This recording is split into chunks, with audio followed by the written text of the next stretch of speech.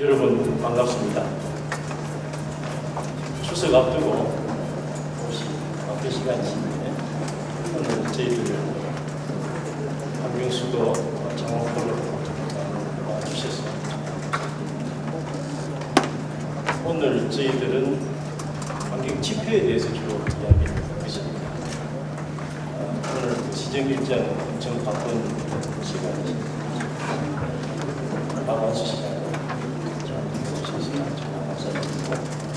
또 서울에서 오셨습니다. 최영수 서울시 녹색에너지과 에너지정책팀장이십니다.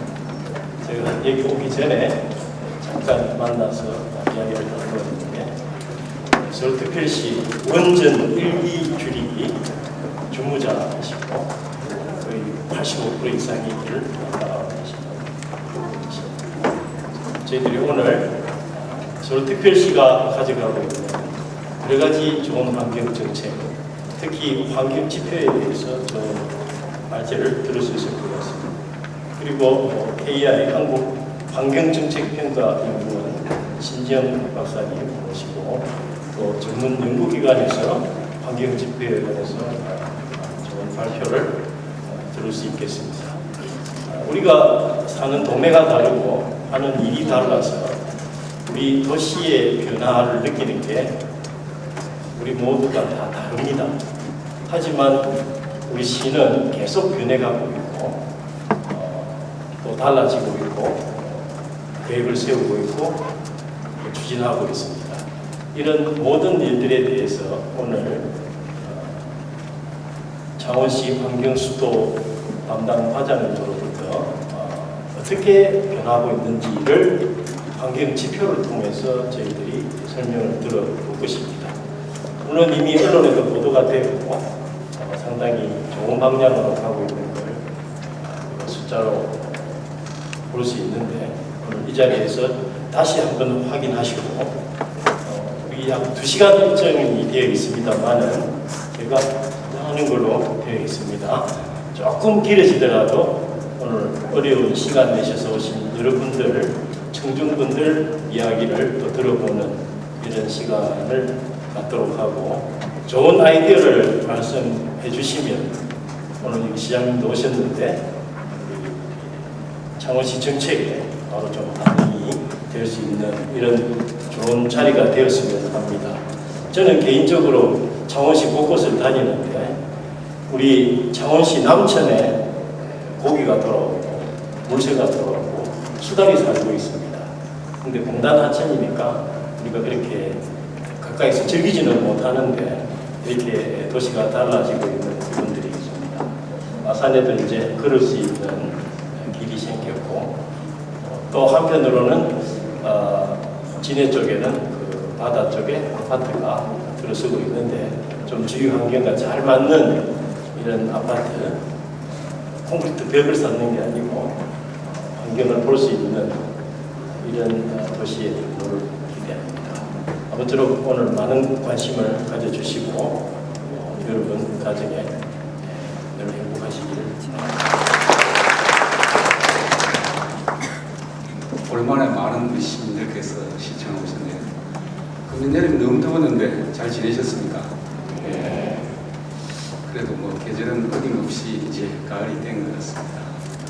오늘 이 자리가 참 중요한 자리인 것 같습니다. 우리가 환경수도 선포를 2006년도 11월 달에 했었거든요. 그리고 이제 물론 이제 통합되기 전이었는데 이제 한 7년 차 지났습니까? 우리 환경포럼이 생긴 것도 이찬원 교수님 2007년도입니까? 2007년도부터 시작하신 거죠.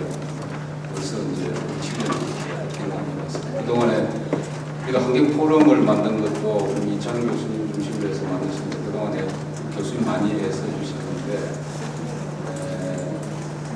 이 환경운동, 환경수도를 만들겠다는 이 노력이 우리 시민들의 적극적인 참여 없이 또 전문가들의 어떤 방향 제시 없이는 힘들다는 그런 이제 마인드에서부터 우리가 환경포럼을 이렇게 시작했고 벌써 이렇게 오랜 시간이 흐른 것 같습니다. 그동안에 창원시가 환경모범도시를 하는 데 있어서 큰 이정표를 제시하고 역할을 해주신 우리 이찬원 교수님과 환경포럼 관계자 여러분 또 우리 전정석 회장님, 여러 가지 우리 관계 회장님들께 감사드립니다. 그동안 많은 노력을 했고 그것이 국내외적으로 또 대내외적으로 일부 많은 좋은 평가를 받고 있는 것도 사실입니다. 그러나 또 보완해야 될 부분도 많이 있고 또 우리 시민들이 그동안에 직접 참여하는 데 있어서 좀 미진했던 부분도 있었다고 생각합니다.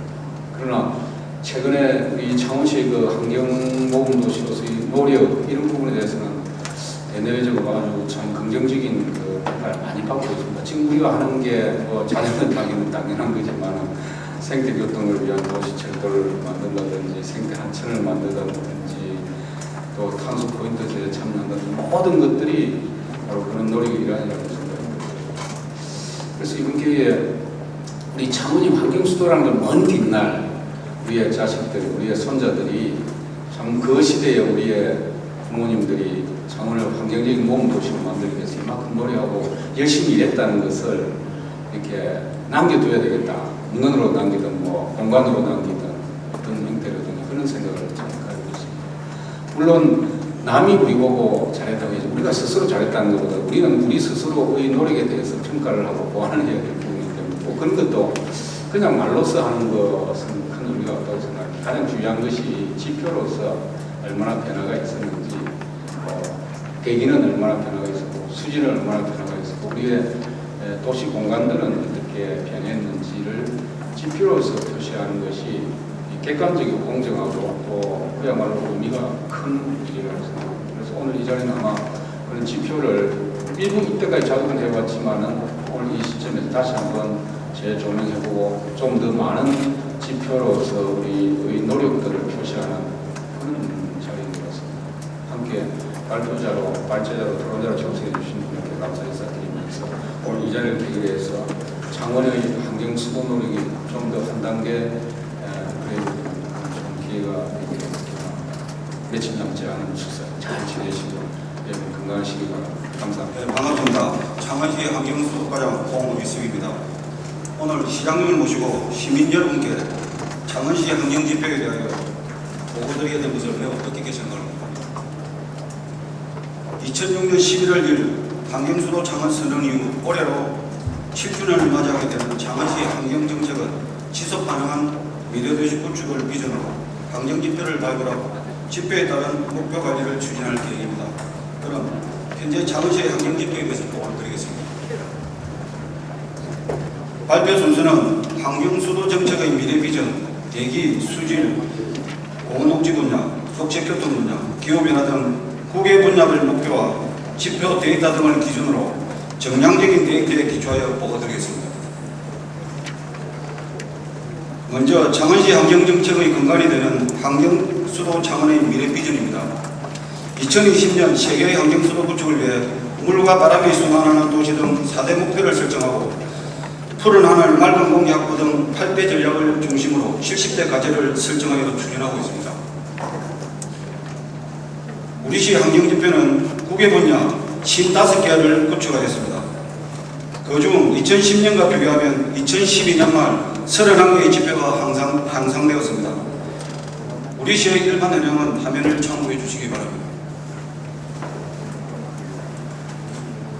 지난해 말 기상청에서는 현재의 이산화탄소 농도가 400ppm에 도달했다고 발표를 하였습니다. 해양도시인 우리시는 이산화탄소 농도가 540ppm에 도달하는 2100년경에는 온도가 2.5도 상승하고 해수면은 70cm 상승하며 강수량 증가로 인해 자연재해의 위험성이 다른 도시에 비해 매우 높은 것으로 나타났습니다. 농산물과 수산자원의 재배 유형이 급속하게 변화할 것으로 예측되었습니다.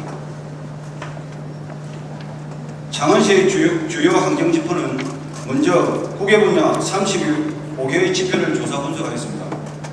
통합원년인 2010년과 비교하면 20개가 향상되었고 12개가 유지, 3개의 지표가 악화된 것으로 분석되었습니다. 특히 미세먼지와 하천 수질, 탄소 포인트 참여 세대수와 공영 자전거 누비자 이용 해수 등은 향상되었습니다. 그리고 산업의 영향으로 발생하는 오존량과 대중교통 수송 분담률은 악화된 것으로 조사되었습니다. 향후 초미세먼지와 1인당 온실가스 배출량, 자전거 교통 분담률 등은 추가하여 지표로 관리하도록 하겠습니다. 다음은 대기 분야입니다. 참고로 화면에 보이는 자료는 통합 시기인 2010년과 2012년을 비교해 보시면 도움이 되겠습니다. SO2인 황산가스와 CO인 일산화탄소, PMTN인 미세먼지 등에서는 대부분이 유지된 것으로 분석되었습니다. 그리고 향후에는 초미세먼지와 악취 등과 같은 대기 관련 지표도 관리 대상으로 확대시켜야 할 것으로 보입니다. 그리고 미세먼지를 선진 도시들과 비교 분석해 보면 유럽의 선진 도시들은 대부분 20을 유지하는 반면에 아시아 도시들은 40을 넘는 것으로 나타났습니다. 우리 장안시는 환경부 기준을 충족하고 있습니다만도 EU의 기준은 초과하고 있는 실정입니다. 수질의 경우 이급수 수질 향상을 목표로 은어와 수달이 되도록는 도심 하천을 조성하기 위한 노력을 기울이고 있습니다. 특히 생태하천 사업과 마을 도랑 살리기 사업, 이해 hợp공 투입과 비점 오염 관리 등을 통해 창원과 마산의 하천 수질이 급격하게 향상되는 것으로 나타났습니다. 또한 마산만 연안오염 총량 관리를 통해 마산만의 수질이 COD 2.2 ppm으로 꾸준히 향상되고 있는 것으로 분석되었습니다. 그러나 수도 누수율의 경우 다른 도시와 비교해서 월등하게 높은 16%로 나타나 관리의 필요성이 제기되었습니다. 특히 마산 지역 수도관의 노후화 등으로 인한 누수율 관리는 노후관 교체와 상수관만 블록 시스템 도입, 누수 탐사 등의 대책이 시급한 것으로 나타났습니다. 폐기물 분야는 생활 폐기물과 음식물 쓰레기 등의 발생량이 꾸준하게 줄고 있습니다. 재활용률은 음식물의 경우 95%, 사업장 폐기물의 경우는 87%로 나타나 2010년과 비교하여 크게 향상된 것으로 조사되었습니다. 이 결실은 평소 폐기물 분리 배출을 생활화해 주시는 여기 계신 시민 여러분들의 노력으로 이룬 성과라고 생각을 합니다. 그리고 연간 쓰레기 배출량의 경우 코펜하겐과 서울을 비교하면 양왕편이나 싱가포르나 요코하마의 300kg대의 배출에는 미치지 못하는 것으로 조사되었습니다. 개선 방안으로는 재활용품 분리 배출일 정착을 위해 배출일 지정 배출제 실시와 음식물 쓰레기를 대비하여 확대 보호하고 시민교육과 캠페인 등을 통해 쓰레기 발생량을 줄여나가겠습니다. 시민 여러분의 적극적인 동참을 부탁드립니다. 공원녹지분야는 우리 창원시가 어떤 여기는 특색있고 다양한 테마공원과 녹지 면적이 아시아뿐만 아니라 다른 유럽 선진도시와 비교해도 결코 뒤지지 않습니다. 또한 옥상 녹화와 학교 숲 조성, 조항분리된 녹화 사업과 천막으로 나누시기 등 다양한 녹지 공간 확보 사업을 추진하고 있습니다. 그리고 창원시의 1인당 녹색 공간은 2010년 기준 33.2제곱미터로 현재는 통합정보다 더 많이 조성하였습니다. 이제는 구축된 녹색 공간을 시민들이 잘 활용할 수 있는 공간 조성을 위해 노력하겠습니다. 코펜하겐 등에서는 시민들이 도보로 10분 이내에 이용 가능한 공원 조성이 지표로 구축되어 있습니다.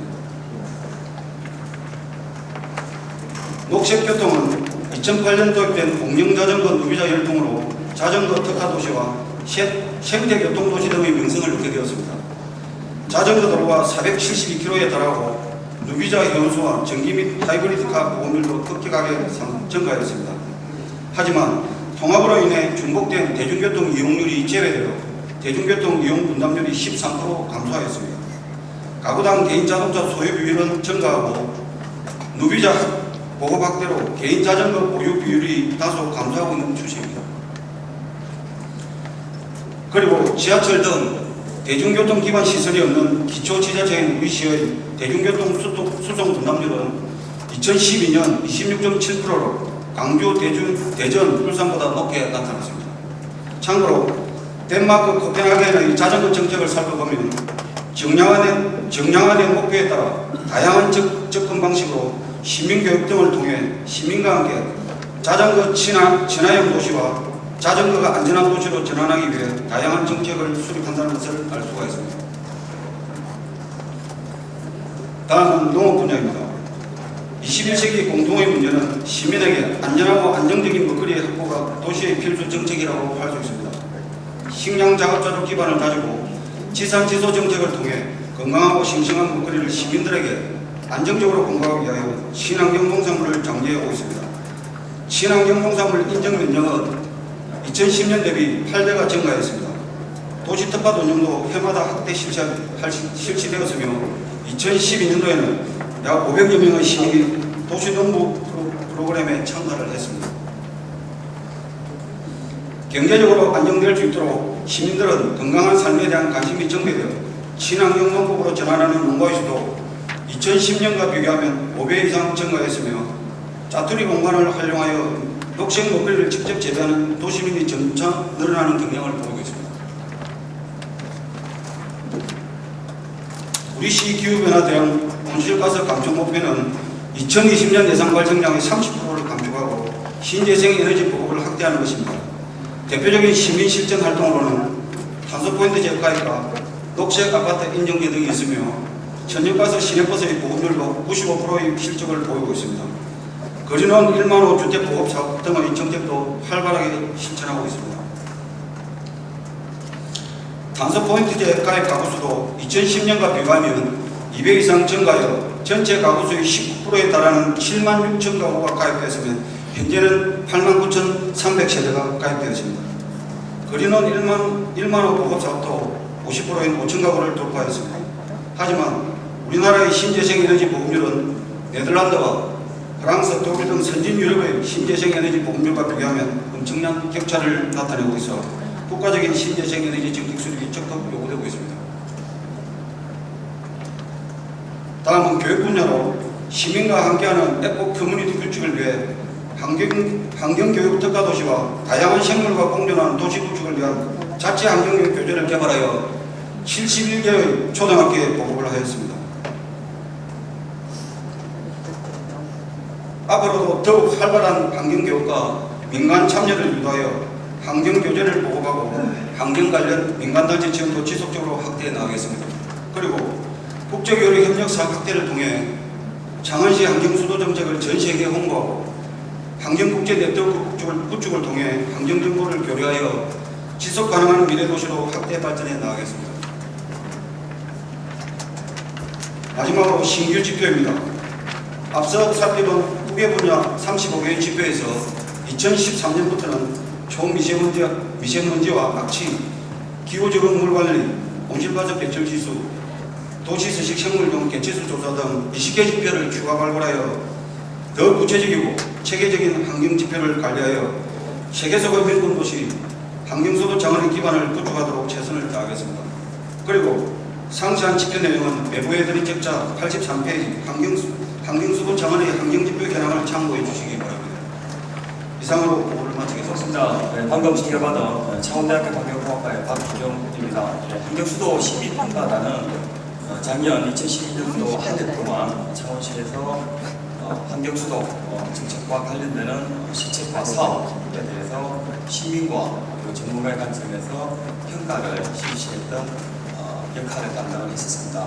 그래서 환경수도 시민평가단의 관점에서 방금 우리 과장님께서 발표하신 환경지표에 대해서 몇 가지를 제가 대표적으로 제안을 하고자 이 자리에 있었습니다.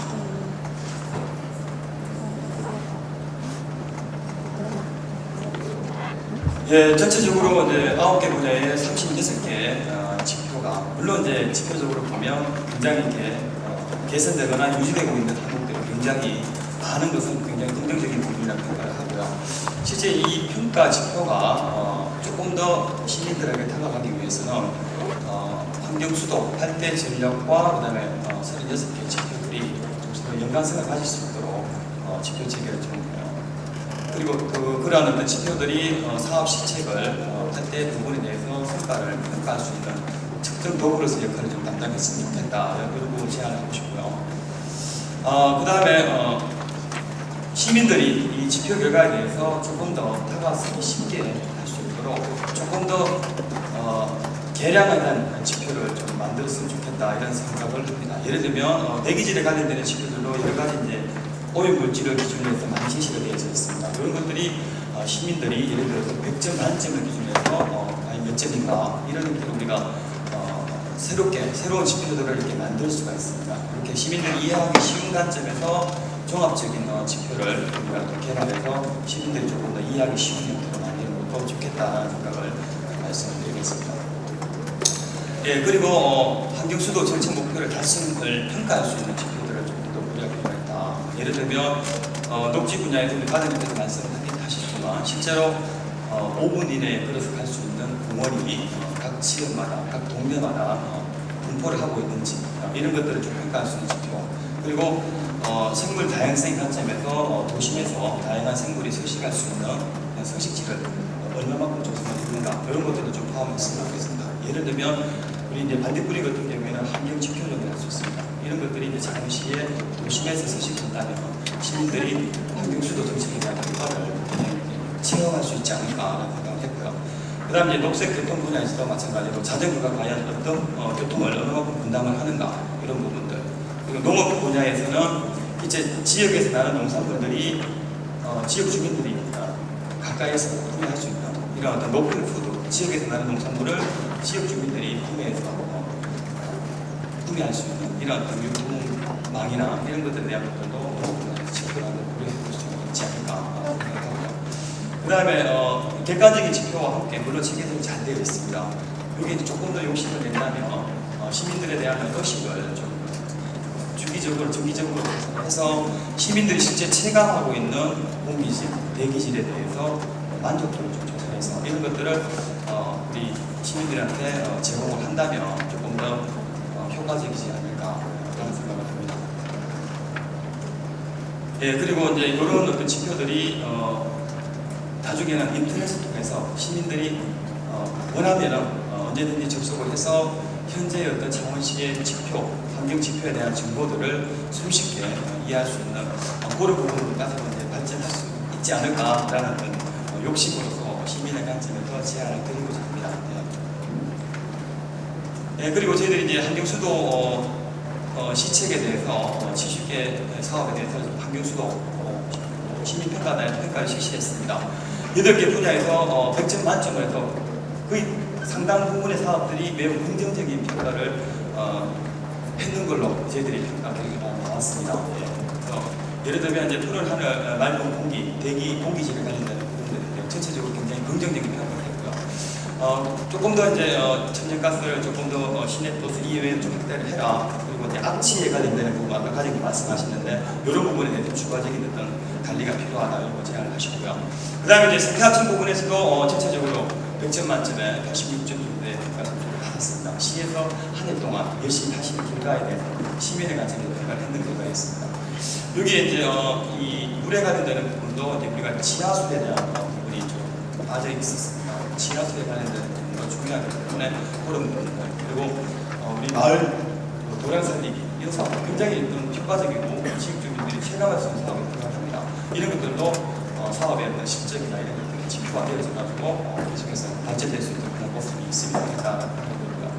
그 다음에 제안의 부분에 대해서도 마찬가지로 이렇게 긍정적인 평가가 지표에서 나타났고 그 다음에 시책에 대한 평가 결과에서도 이렇게 나타나는 결과를 말씀드리겠습니다.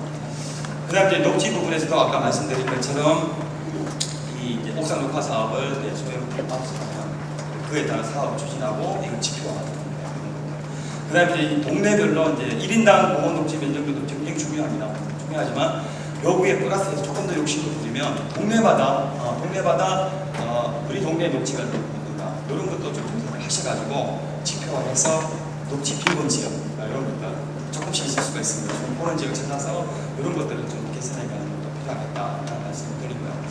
이 부분은 뭐 교통 부분에서도 마찬가지로 87.3점으로 굉장히 양호한 평가 결과를 했었습니다.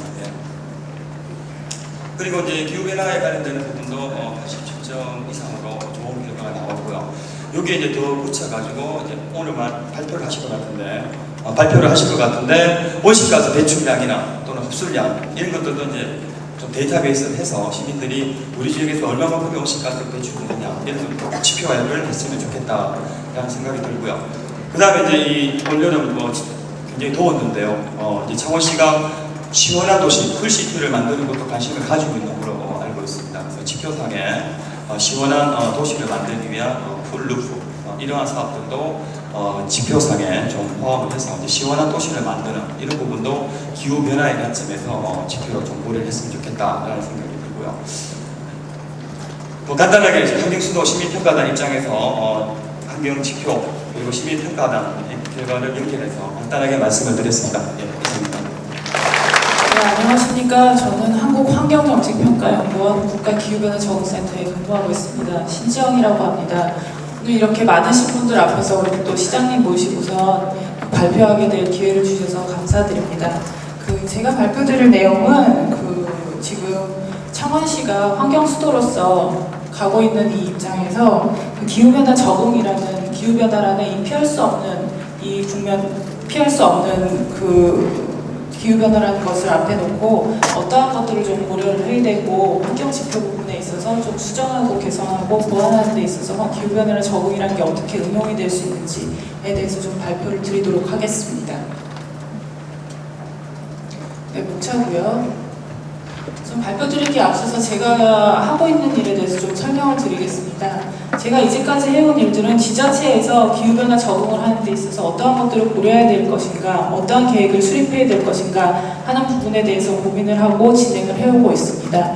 제가 근무하는 팀은 지자체 운영 및 지원팀이라는 팀이고요. 그 안에는 저희 팀장님 이명식 팀장님이 계시고 제가 같이 공동 책임을 맡고 저희 연구원들로 구성이 되어 있습니다.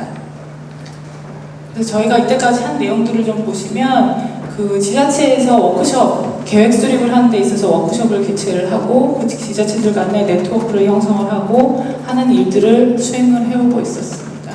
그러면 제 발표를 본격적으로 좀 시작하도록 하겠습니다. 우선은 기후변화 적응이라는 것을 이제 얘기를 할 때 항상 기후변화라는 게 있고 그러면 적응은 뭐고 완화는 뭐고 하는 것들이 이제 다들 궁금하게 생각을 하십니다. 근데 기후변화 하면은 사실 기후변화와 날씨, 기상현상 여러 가지 것들을 좀 구분을 해야 될 필요성이 있는데요. 우선은 기상이라는 개념입니다. 기상이라는 개념은 말 그대로 현재의 날씨입니다. 오늘이 덥다, 춥다, 비가 온다라는 현재의 날씨고요. 그 다음에 기후라는 것은 이 날씨들이 모여서 평균적으로 어떠한 경향을 나타내는지에 대한 부분입니다. 그리고 이러한 것들이 모이면 기후변화라는 현상으로 나타나게 됩니다. 그래서 기후변화란 사람의 활동으로 인해서 온실가스의 농도가 변함으로써 상당 기간 동안 관찰되어 좀 자연적인 기후변화들이 추가적으로 일어나는 기후체계의 변화를 말한다고 합니다. 여기서 이제 주목해야 될 게 자연적으로 일어나는 현상보다는 사실은 저희가 뭔가를 행해서 인위적으로 나타나는 것에 좀 주목을 해야 된다고 보시면 되겠습니다. 그래서 기후변화라는 것이 왜 중요하냐라고 보시면 기후변화가 나타나고 따라서 거기에 대해서 저희들이 영향을 받는 부분들이 있습니다. 그래서 그 전에 앞서서 그럼 기후변화가 일어나면 기온은 어떻게 변하고 강수량은 어떻게 변하고 해수면 상승이나 해수 온도, 극한기후 현상이나 사계절은 어떻게 변하는지에 대해서는 조금 보시면 될 것 같습니다. 상식적으로 생각을 하면 기후변화가 지금 일어나는 것은 지구가 옛날보다는 훨씬 더워지고요. 비는 옛날에 경험했던 것보다 훨씬 더 많이 오게 되고요. 겨울은 짧아지고 눈은 그렇다고 해서 눈이 적게 오느냐 그것도 아닙니다. 옛날 동안 10년 동안에 100이라는 눈이 왔다고 하면 예를 들어서 이제는 5년 동안에 100이라는 눈이 온다는 등 기후변화가 예전에 경험했던 것과는 좀 다르게 일어난다는 것을 생각을 하시면 되겠습니다. 그럼 기후변화라는 것에 대해서 자꾸 사람들이 기후변화 하는데 도대체 기후변화가 왜 중요한 거야? 라고 이제 말씀들을 하시는데 기후변화가 일어나는 것 자체는 사실은 그렇게 크게 와닿지 않을 수도 있습니다. 근데 그 기후변화라는 것 자체는 지구에 있는 모든 시스템을 변화시킴으로써 우리 삶에 직접적으로 영향을 미친다고 할 수 있겠습니다. 우선 기후변화로 인한 영향이 뭐가 있냐라고 좀 보시면 짧게 정리를 하면 세계 평균을 넘어서서 해수면이 상승이 됩니다. 해수면이 상승이 되면 그것에 따라서 태풍 빈도도 늘어나고 저희가 이제 해안가나 이런 곳에 있는 이제 물의 높이가 높아지면서 저희가 살 수 있는 공간도 줄어들고 하는 것들이 다 기후변화의 영향이라고 할 수 있겠습니다. 그래서 기후변화가 나타나고 하면 그거에 따라서 또 재난에 대한 이제 건강도 악화가 되고 여러 가지 것들이 발생을 하게 됩니다. 그리고 2100년도에 가서는 지금 우리가 살고 있는 남한 지역이 아열대 기후로 변한다는 것도 주목해 볼 만한 상황입니다. 그래서 이러한 것들을 그 미리 대비하지 않으면은 연구 결과에 의하면은 향후 90년간에 최대 800조 원 이상의 경제적 손실이 발생한다는 측면에 있어서 기후 변화에 대해서 정책하시는 분들이나 여러 과학자들이 주목을 하고 있는 상태입니다.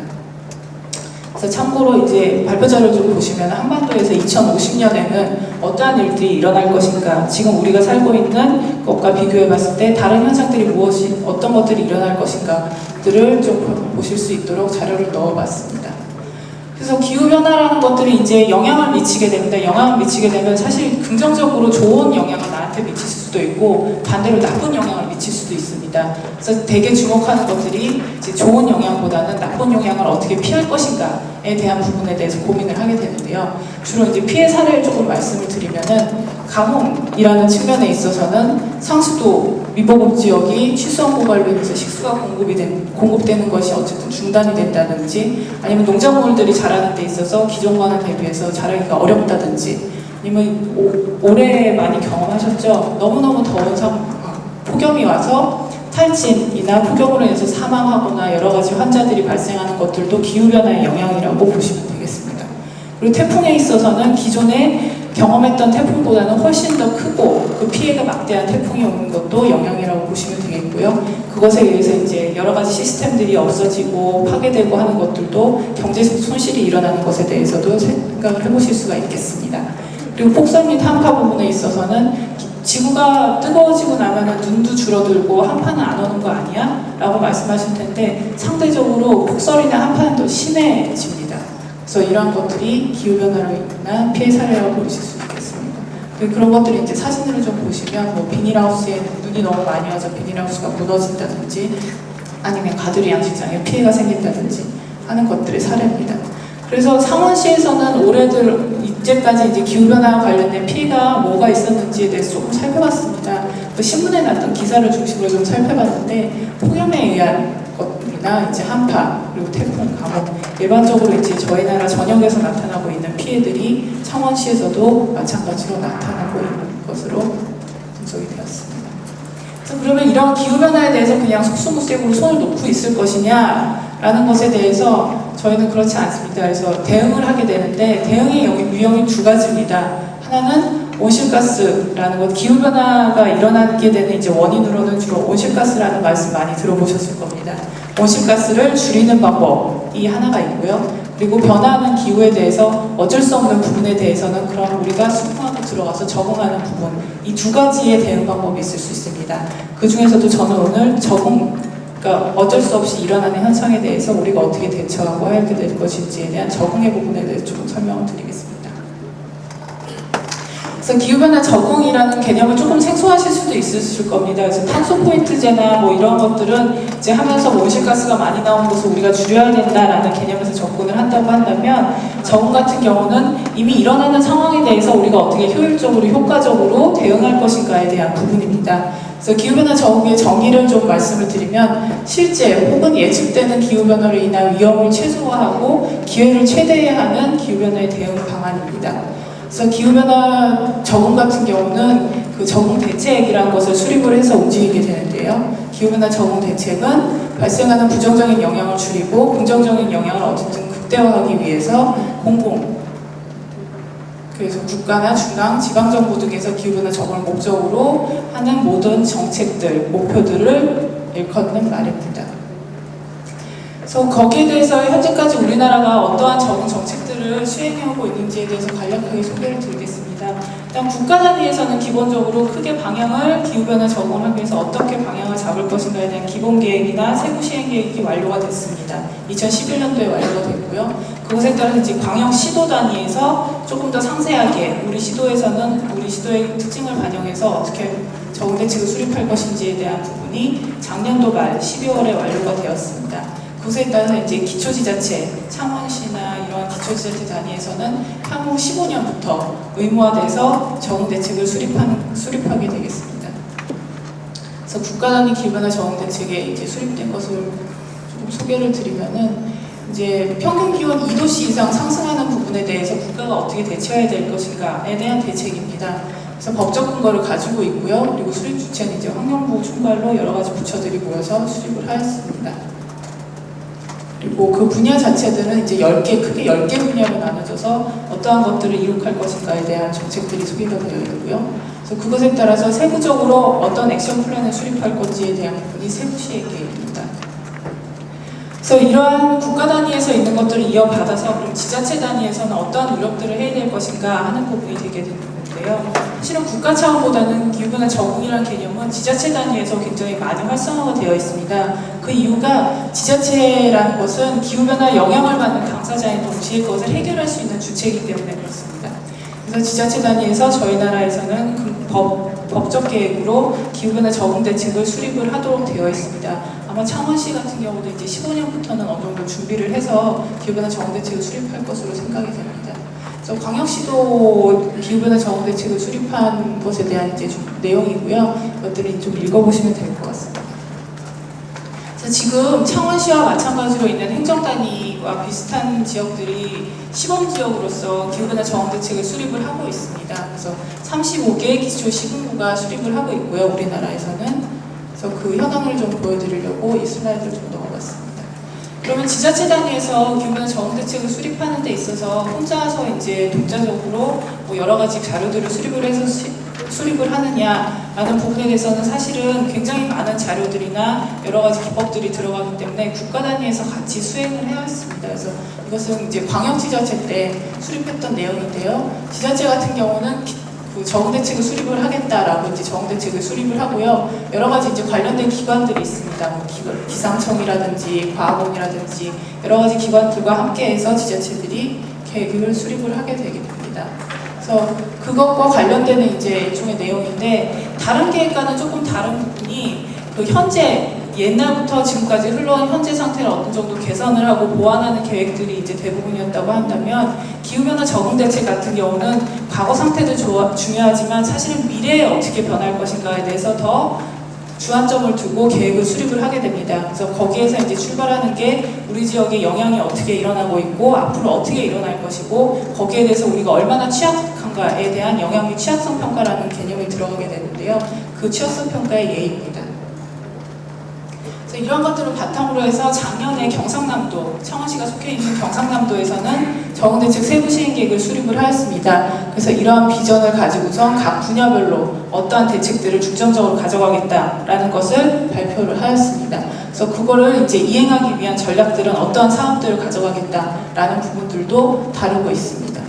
그래서 경상남도에서는 기후변화 적응대책을 뭘 하고 있느냐라고 이제 사례를 조금만 소개를 드리면은 그 취약지역 건강 증진을 위해서 이제 건강 플러스 행복 플러스 사업이라는 것으로 해서 맞춤형으로 진행을 하고 있는 사업이 하나가 있고요. 그다음에 서민 중심으로 이제 위험한 지역들에 대해서 다시 보강하고 관리하는 부분이 있습니다. 그리고 올해 기록되었던 이제 폭염 같은 데도 대비해서 옥상 녹화를 한다든지에 대한 사업들을 진행을 하고 있습니다. 지금 보시면은 이거 옛날부터 우리 쪽에서 하고 있던 사업들인데 라는 사업들이 사실 맞습니다. 사실 기후변화 적응이라는 것은 과거부터 이제까지 각 지자체에서 기존에 하고 있던 것들이 기후변화라는 것과 접목시켜서 조금 더 보완되고 개선되는 부분들이 있기 때문에 그런 특징을 좀 가지고 있습니다. 그래서 요즘에 좀 많이 되고 있는 것들이 이제 무더운 여름에 대비해서 쿨링 포그 시스템이라고 해서 이 분사기로 일종의 이제 분무 형태로 해서 이렇게 물을 뿌려주는 형태입니다. 그러면 그 자기 주변에 있는 온도가 원래 온도보다 한 3도에서 5도 정도 낮아지는 효과를 볼 수 있다고 합니다. 그래서 지금 현재 뭐 여수, 세계박람회나 울산 이런 곳에 많이 설치가 돼서 운영이 되고 있습니다.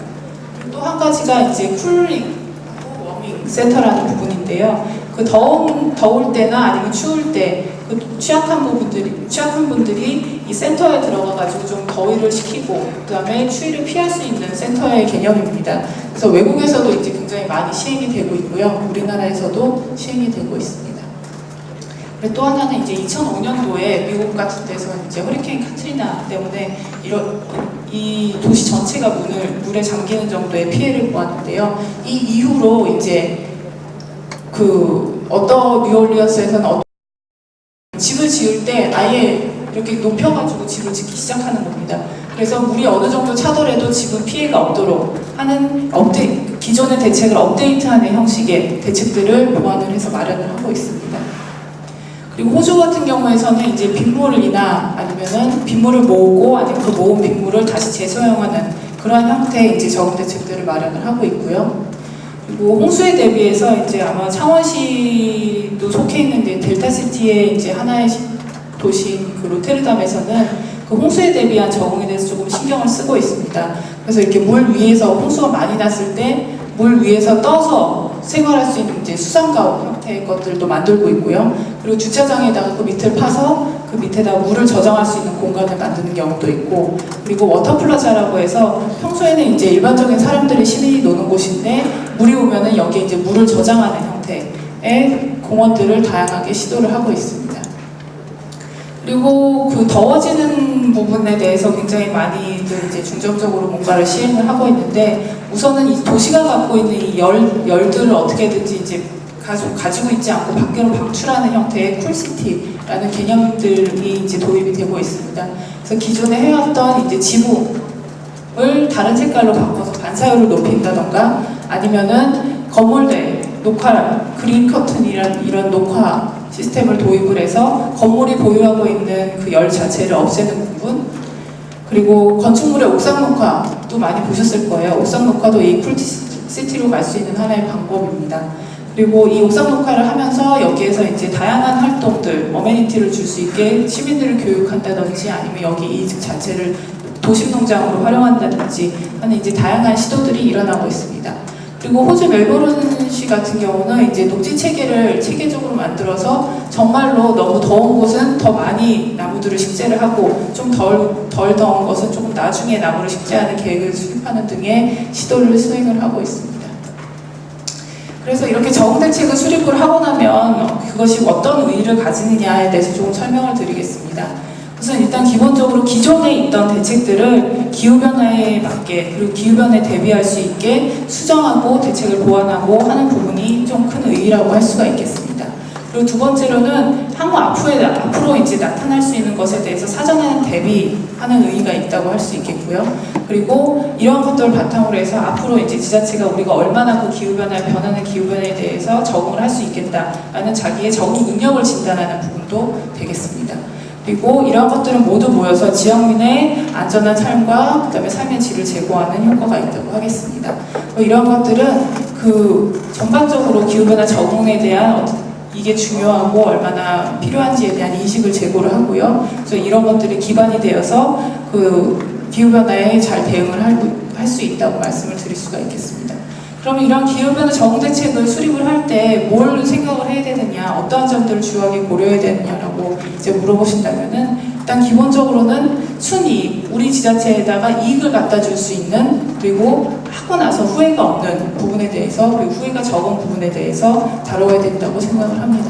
그리고 두 번째로는 그런 것들에 있어서 이제 방해가 되는 요소들은 사전에 제한을 하고, 그다음에 그런 것들을 적극적으로 대응할 수 있는 부분들을 고민을 해야 되는 부분이고요. 그리고 그 기초지자체 단위에서는 그 모든 것에 대해서 고려하는 것이 아니라 기후변화에 대해서 중점적으로 우리가 뭐가 정말 문제가 될 것이다 라는 이제 하나의 사전적인 중점적인 분야를 뽑아서 그거에 대해서 개선하고 보완하는 작업들을 수행해야 된다고 하는 것이 필요합니다. 이런 것들은 모두 과학적인 근거를 사실은 기반으로 합니다. 그래서 아까 제가 말씀드렸던 영향이나 취약성 효과에 대한 부분도 소홀히 할 수가 없고요. 이러한 부분에 대해서 이제 가장 중요한 게 지역에 관련된 시민분들이나 이해 당사자분들의 참여, 그리고 정책적인 지지를 바탕으로 수행이 되어야 되는 것이 또 하나의 중요성입니다. 그리고 이 부분은 이제 정책적으로 추진을 한다는 데 있어서는 시장님이나 아니면 관련 그 정책을 추진하시는 분들의 인식이나 그다음에 관심이 굉장히 중요하다고 말씀을 드리겠습니다. 그래서 이런 것들을 모두 하기 위해서는 사실은 이제 내가 이게 중요한 것을 알고 이게 왜 필요한 것을 알아야 되는 것이 중요하기 때문에 교육과 홍보가 지속적으로 이루어져야 된다는 점들도 강조를 드리고 싶습니다. 네, 이것으로서 제 발표를 마치겠습니다. 저희는 서울시가 이제 C4T 도시이긴 한데 창원도 C4T 도시거든요. C4T에 들어와 있다는 도시는 아무나 들어오는 게 아니라 환경 분야에 대해서 상당한 노력을 하는 도시들이 들어와 있는데 창원이 그 C4T 세계 리더십 그룹에 들어와 있습니다. 오늘 그 제가 말씀드리고자 하는 것은 서울에서 하고 있는 원전 하나 줄이기라는 사업이 있습니다. 근데 서울이 원전이 없는데 무슨 원전 하나를 줄이는 지느냐 그런 질문을 많이 받습니다. 그래서 원전 하나를 서울에서 우리가 없앤다 그러는 개념이 아니라 원전 하나만큼의 에너지를 저감시키는 노력을 시민들과 함께한다. 그런 취지에서 원전 하나 줄이기라는 용어를 쓰고 있습니다. 그래서 먼저 간단하게 평가에 대해서 말씀을 드리고 본격적으로 원전 하나 줄이기 사업에 대해서 설명을 드리도록 하겠습니다. 먼저 상당히 어려운 용어들을 계속 썼기 때문에 시민들께서 환경 지표가 뭐지?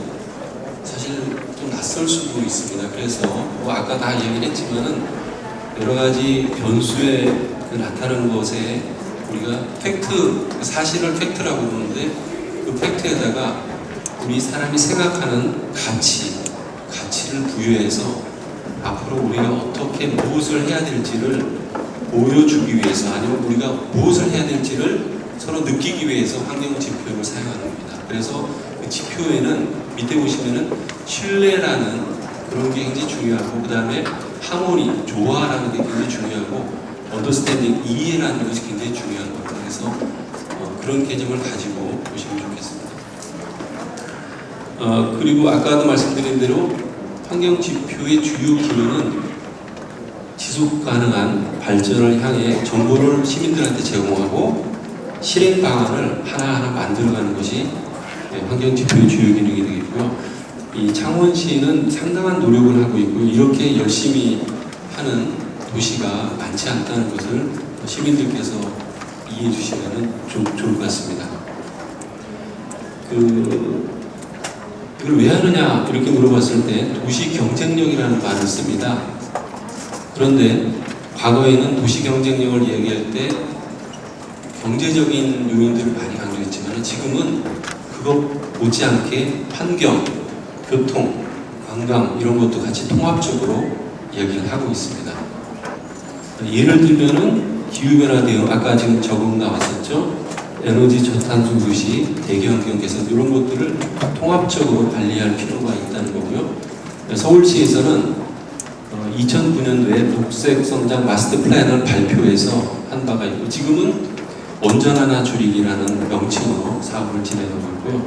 여러분이 잘 아시는 뉴욕 같은 데는 잘 보시면은 플랜 YC 이렇게 돼 있잖아요. 잘 보면은 플랜도 되고 뉴욕 이렇게 같이 섞여 있는 말인데 2007년도에 뉴욕에서 추구하는 방향은 그린업으로 좀 더 푸르게 좀 더 녹색을 강조하는 그렇게 갔었는데 지금 금년도에 들어서 뉴욕에서 하는 그 방식은 스트롱볼 모 리사일런트 이 무슨 얘기냐면은 회복, 생태를 회복시키는 그런 노력들을 많이 하고 있어요. 이게 왜 그러냐면은 허리케인이 와가지고 뉴욕도 굉장히 피해를 많이 봤거든요. 그러면서 생태를 회복시켜야 이런 거를 완화시킬 수 있다고 해서 뉴욕도 이제 그런 길로 가고 있다는 걸 말씀드리고요. 이거는 그냥 도표 참고하시면 되는데 서울하고 창원하고 이렇게 보시면 인구가 서울이 좀 많이 몰려 있습니다.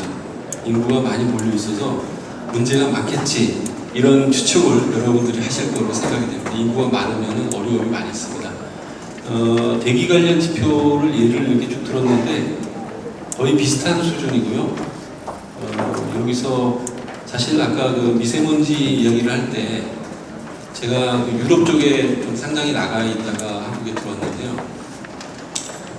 유럽하고 한국을 동시 비교하면은 굉장히 어려워요. 왜 그러냐면은 노력은 한국이 더 많이 하는데 미세먼지 낮추기는 굉장히 어려워요. 왜냐? 유럽 쪽은 특히 이제 영국에 있다 왔는데 영국은 시원한 바람들이 바닷바람들이 늘 불어줘요. 그러니까 거기는 가만히 있어도 깨끗한 나라예요. 그런데 우리는 바람이 편서풍이 불어오는데 어디서 바람이 불어오죠? 네, 중국에서 바람이 오는데 무슨 바람이 불어와요? 황사 불어와요. 그러니까 유럽보다 훨씬 많은 노력을 하지만 이 수치상으로는 유럽을 따라잡기가 굉장히 어렵다는 거예요. 그래서 서울시가 하고 있는 노력 중에서 저희가 중국 사람들을 불러요. 예를 들어 베이징, 상하이 공무원들을 불러가지고 대기질에 대해서 국제 포럼을 열고 니네 잘하는 것을 발표해 주세요. 이렇게 그러면은 자기들이 발표하려고 공부도 많이 하고 연구도 많이 하거든요. 그런 전략을 저희가 써요. 실제로 저희만의 한계가 있기 때문에. 그런데 이 미세먼지는 그 한국 영역은 중국의 그 모래바람 영향을 다 받아요. 그래서 창원이 이 정도 하는 거는 굉장히 잘한 거예요. 서울도 굉장히 노력을 하거든요. 그리고 서울이 노력하는 거 한번 잠깐 보여드리면은 서울은 재정 여건이 아무래도 창원에 있는 것은 낮기 때문에 서울의 버스는 다 CNG입니다. 디젤 버스가 없다고 보면 돼요. 디젤 버스가 미세먼지가 과거에 좀 있었기 때문에. 그 다음에 서울에는 물청소를 합니다. 그렇게 비용이 많이 들어요. 물청소를 밤에 물청소를 해요. 먼지를 줄이기 위해서. 그런 노력들을 하는데도 사실 이 40대 지금 아까 42일 보여줬는데 지금 그보다 올라갔더라고요. 제가 계속 매일 아침 보거든요, 자료를. 그래서 창원이 이만큼 하는 거는 굉장히 잘하는 거다라는 것을 여러분이 이해하시라고 말씀을 드렸고요. 서울은 뭐 아시다시피 이렇게 차도 많고 인구도 많고 주택도 많습니다. 그러면은 도시 문제로 인해서 환경 문제가 어려울 거 예측이 되죠. 특히 여기서 우리가 한번 지금 보여주고 싶은 게 지난 100년 동안에 세계 온도가 0.14도 올랐어요. 근데 서울은 얼마 올랐어요? 2.4도. 그럼 한 몇 배 올랐을 것 같아요? 한 3배 정도 올랐어요. 같은 100년 동안에. 그러면은 상당한 그 도시 문제가 있을 거다. 예측이 되는 거예요. 근데 그런 부담을 안고 저희가 일을 한다는 거죠. 그래서 뭐 홍수라든가 이런 재해는 당연히 지금 일어나는 현상인데 이걸 막기 위해서 최소화하기 위해서 노력을 하고 있고요. 이거 온실가스를 왜 말씀을 드리냐면은 기후변화 아까 그 적응에 대해서 우리 박사님이 얘기해 줬는데 완화라고 미티게이션이 부분에서는 온실가스를 줄이는 게 미티게이션 완화거든요. 그 온실가스 줄이는 부분에 90%가 에너지와 관련되는 거예요. 에너지와. 그래서 에너지를 잘 쓰고 줄이고 하면은 기후변화 대응에 완화 부분에 내가 기여하고 있다. 이렇게 해석이 됩니다. 그렇게 어렵게 기후변화 대응을 갖고 하면 이해가 안 가지만은 에너지를 관리하면은 기후변화 대응을 하고 있다. 이렇게 쉽게 이야기하는 것 같아서 말씀드리는 거고요. 서울은 에너지원들 보면은 이렇게 보시면 될 것 같고요. 전기가 이제 중요한 부분이죠, 요새. 계속 늘어나고 있는데 전기 증가분은 상당히 둔화되고 있어요, 서울이. 그만큼 저희가 많은 노력을 하고 있다는 걸 말씀드리고요. 아까 신재생 에너지를 얘기했는데 이 부분부터는 조금 같이 공감하면서 나가면 좋을 것 같아요. 신재생 에너지라고 그러면 뭘 말하냐면은 태양광, 바이오가스, 풍력, 폐기물, 연료전지, 지열 이런 걸 대표적으로 이야기하는데 서울에서는 미안하지만 이 풍력은 쓰기가 어려운 조건이에요. 왜 그러냐면은 여러분들이 유럽, 북유럽을 여행해 보시면은 풍차들이 많이 보이잖아요. 거기는 북해 바람이 일정한 속도로 계속 불어주기 때문에 풍력을 발전기를 돌릴 수 있어요. 그런데 서울은 바람의 질이 안 좋아요.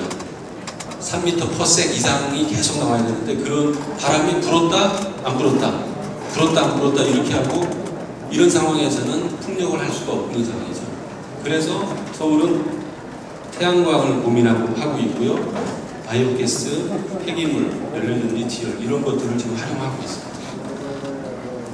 그래서 아까 말씀드린 원전 하나 줄이기의 배경은 전력 자율률이 낮고 그 전에 후쿠시마 사고 같은 거에 대한 염려, 기후온난화 이런 거를 가지고 서울시가 한 200만 TOE 정도를 줄여보려는 그런 노력이에요. 굉장한 노력이 쉬운 일이 아니라는 것을 먼저 말씀드리고 사례를 가지고 한번 말씀드릴게요.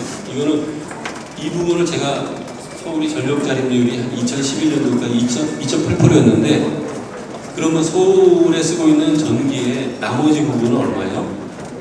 98%, 가까이 97% 정도를 지방에서 생산된 전기를 쓰고 있었어요.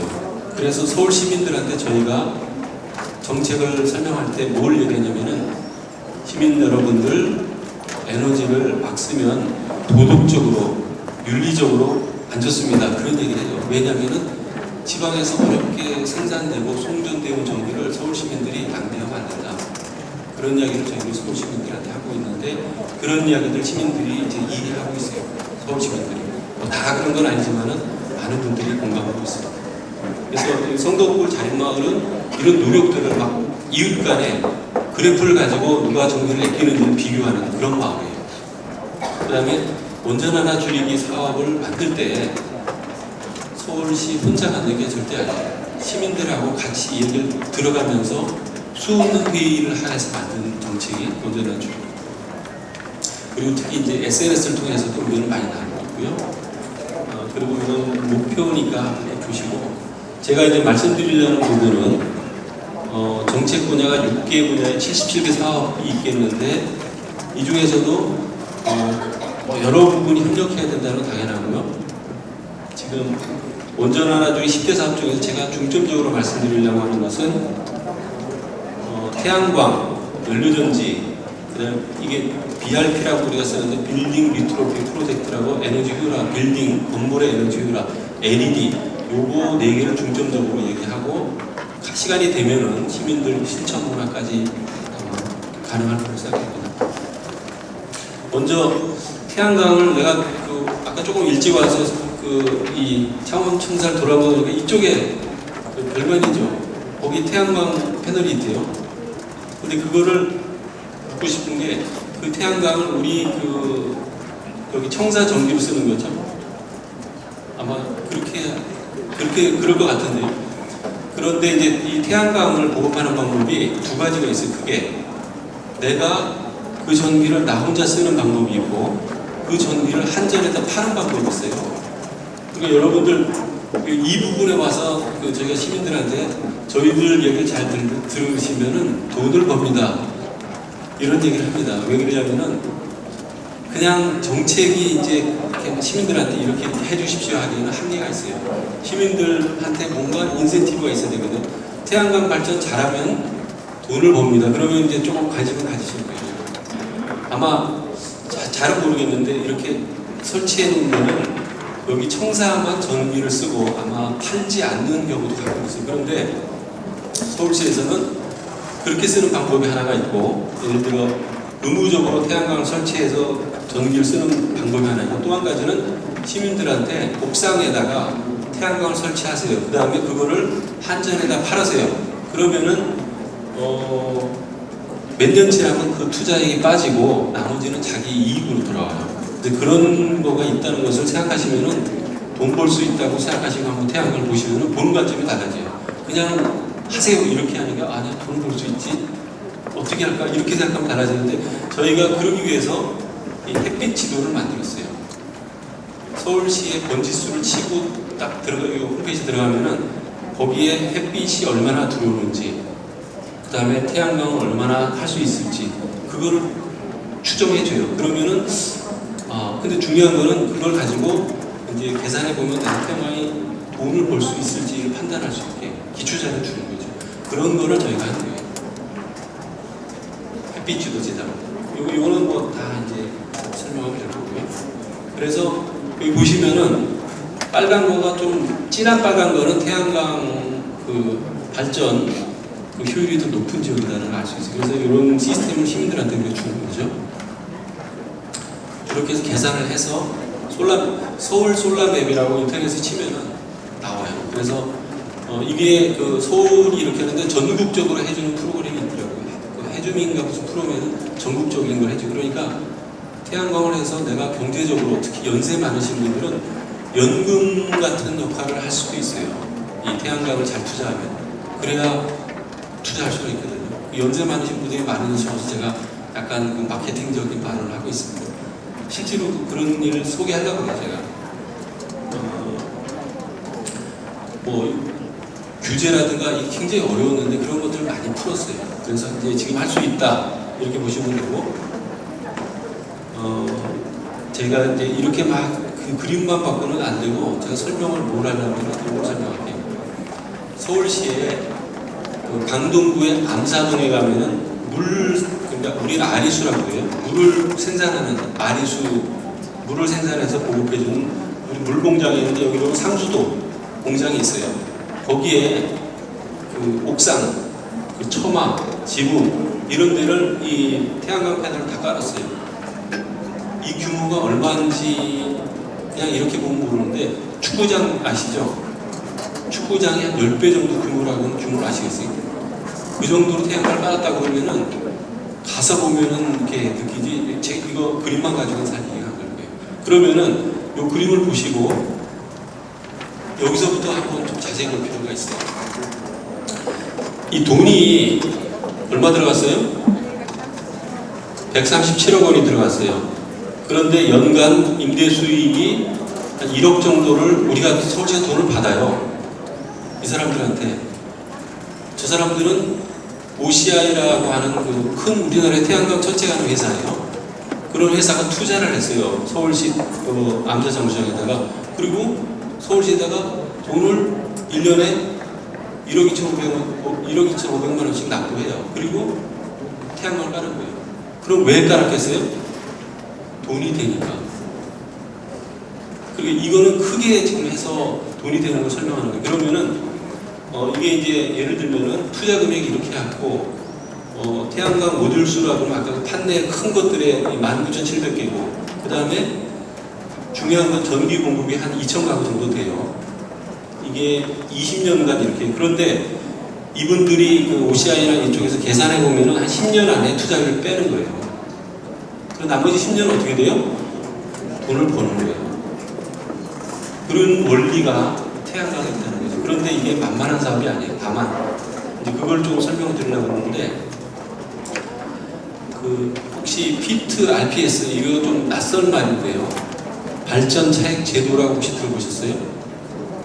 발전 차액 제도를 들어보셨을 수 있는 태양광을 설치하면은 과거에는 정부에서 돈을 얼마씩 지원해 줬어요.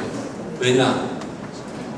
태양광에서 생산하는 전기값하고 우리나라 생산되는 전기값하고 비교하면 태양광에서 생산하는 전기가 비쌀까요? 쌀까요? 아니요, 비싸요. 비싸서 이게 경제적으로 안 맞으니까 정부에서 돈을 준 거예요. 그렇게 해서 고지를 맞췄는데 12년부터는 RPS라고 해서 신재생 에너지 공급 의무화 제도로 바뀌었어요. 그러니까 보조금을 주는 것 대신에 좀 어려운데요. 기업들한테 REC라고 신재생 증권, 그 다음에 한전에서 S&P라고 그러는데 한전 가격, 그거를 사가지고 한전에서 돈을 받고 REC 증권을 팔아서 네가 수지를 맞춰라. 그런 시장 원리를 하는 거예요. 그런데 큰 기업들은 그 대규모 원리에 따라서 이게 조금 가능해요. 아까 OCI 같은 경우에 계산해 보니까 들어올 수 있으니까 들어온 거고, 특히 옥상이나 이런 데 태양광을 깔라는 이유는 일반 땅에 깔면은 1.5이지만은 옥상이나 지붕에 깔면 1.5 가지고 치는 거예요. REC에서. 그래서 여러분들 지붕에다 태양광을 깔면은 돈을 벌 수 있다는 거예요. 근데 다만 태양광이 잘 들어와야 돼요. 서울보다는 창원이 훨씬 요건이 유리해요. 그래서 어렵지만은 이거를 하시는 분들이 있어요. 잘 이렇게 좀 공부를 해서 해야 돼요. 그냥 어떻게요 하면 안 되고요. 그래서 돈을 벌 수 있다. 그거를 말씀드리는 거예요. 정책이라는 게 그냥 이거 하십시오 하는 때는 지나갔고 시민들하고 같이 가기 위해서 우리가 고민을 많이 해서 계산해서 되는 거죠. 네, 그리고 이제 중앙정부에서는 산자부에서는 보조금을 안 주는데 서울시에서는 이거 도저히 안 되겠다. 그래서 발전차액, 서울형 발전차액이라고 해가지고 돈을 조금 줘요. 이제 시작해서 저희가 하는데 왜 그러냐면 아까 제가 말씀드린 대로 발전차액 제도 RPS 하다 보면은 여기 보시면은 손해가 봐요. 손해가 옛날 이거 서울이 이렇게 돈이 안 맞아요. 그래서 서울시가 킬로와트당 50원씩을 줄 수 있게 제도적으로 만들었어요. 서울시가 줘요. 50원. 서울에서 태양광을 설치하는. 그러니까 조금 더 조건이 좋아졌죠. 서울에서 돈 벌려고 그러면. 그런데 창원은 태양광 일조 시간이 서울보다 길기 때문에 이걸 안 줘도 아마 조금 괜찮지 않을까 생각도 돼요.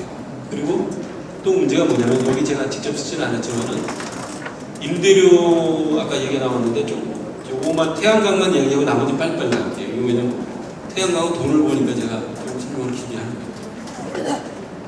임대료를 내는데 서울에는 공시지가가 비싸요. 땅값이 비싸기 때문에 공시지가의 1000분의 50을 내라고 그러면 할 수지가 안 맞아요. 그래서 우리가 조례로 1000분의 10을 낮췄어요.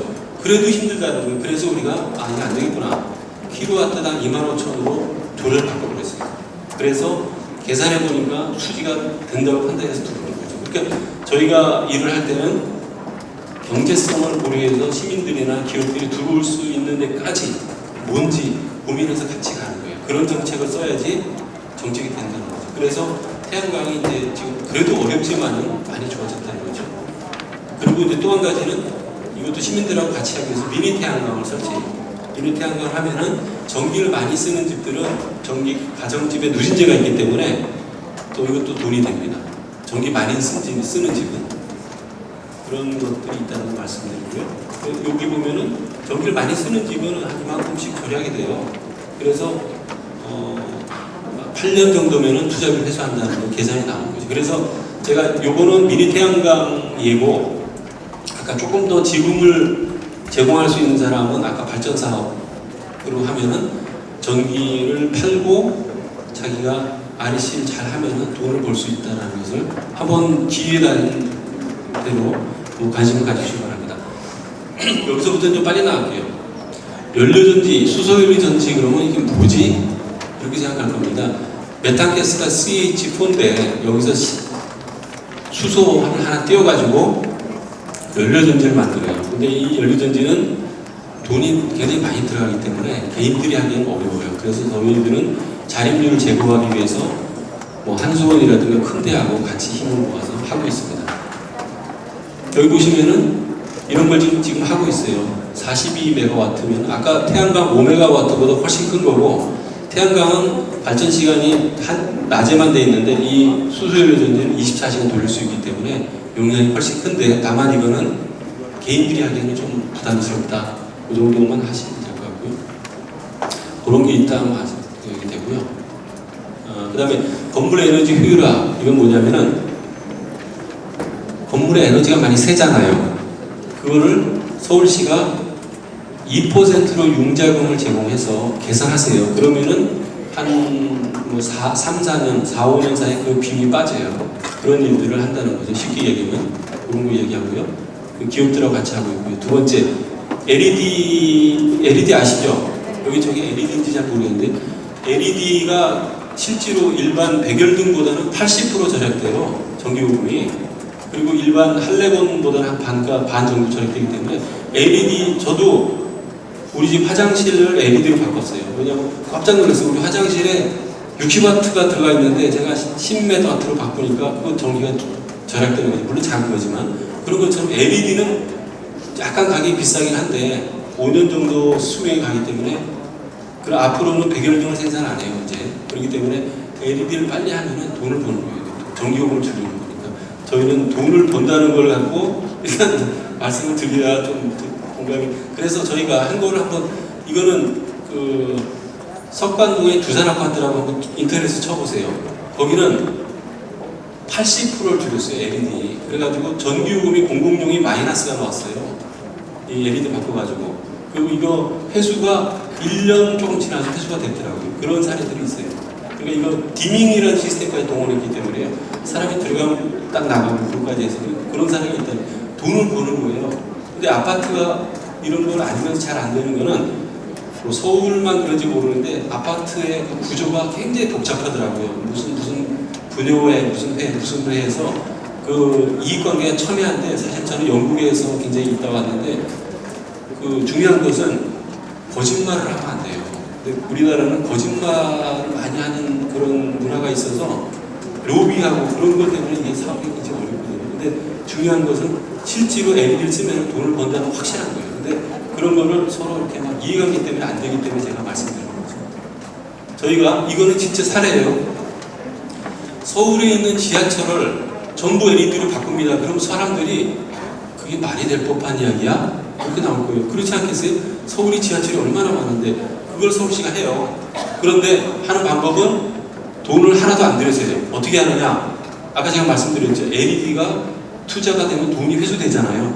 그래 정책금융공사, 한국정책금융공사는 산업은행, 산하기관 합병 나오는데 거기 돈을 끌어다가 지하철에 투자해요. 그래서 그 갚아가는 방식으로 해서 이게 수익이 되기 때문에 투자하는 거예요. 그러니까 지금 예를 드는 거는 LED하고 태양광은 돈을 벌 수 있다. 요거만 오늘 기억하시면은 오늘 여기 오셔가지고 손해는 안 보는 겁니다.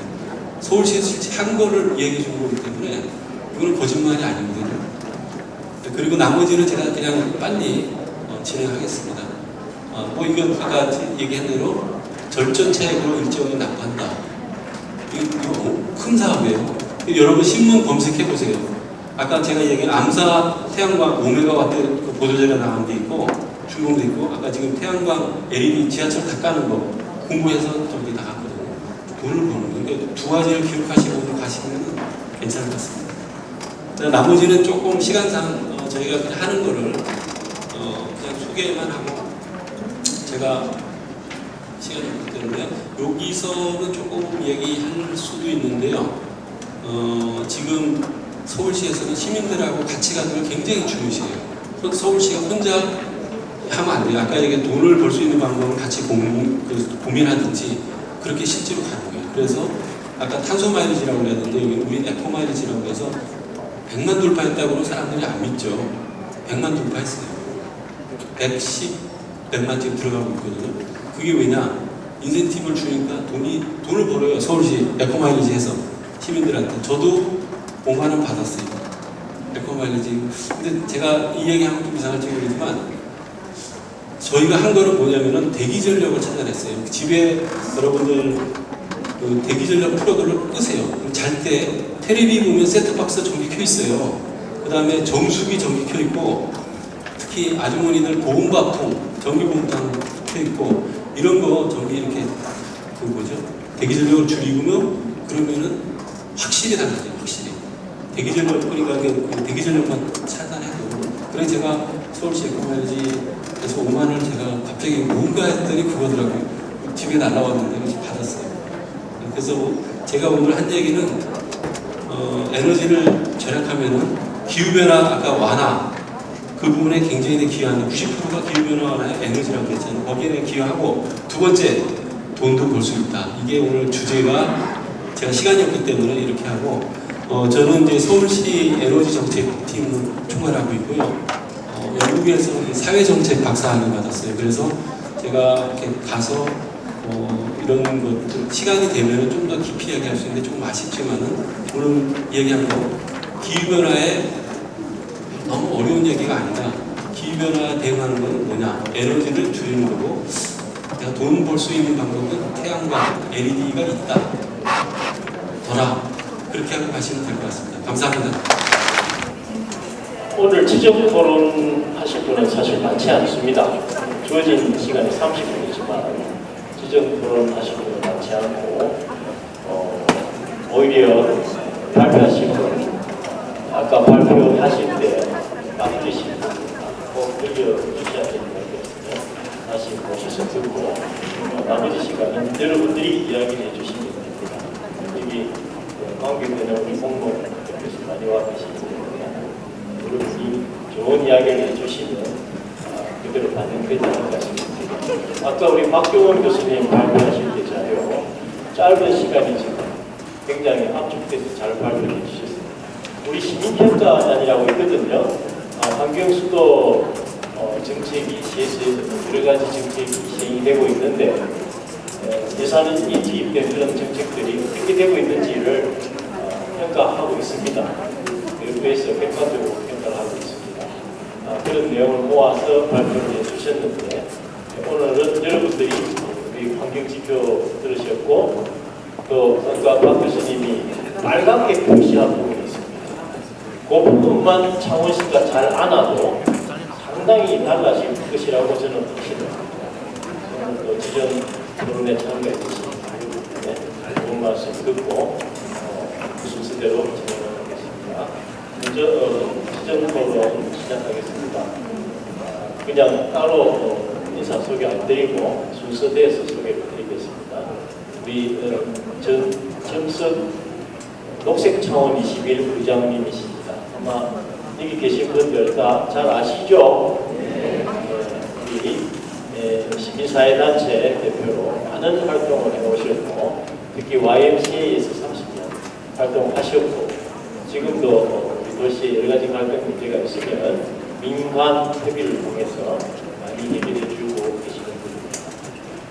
또 우리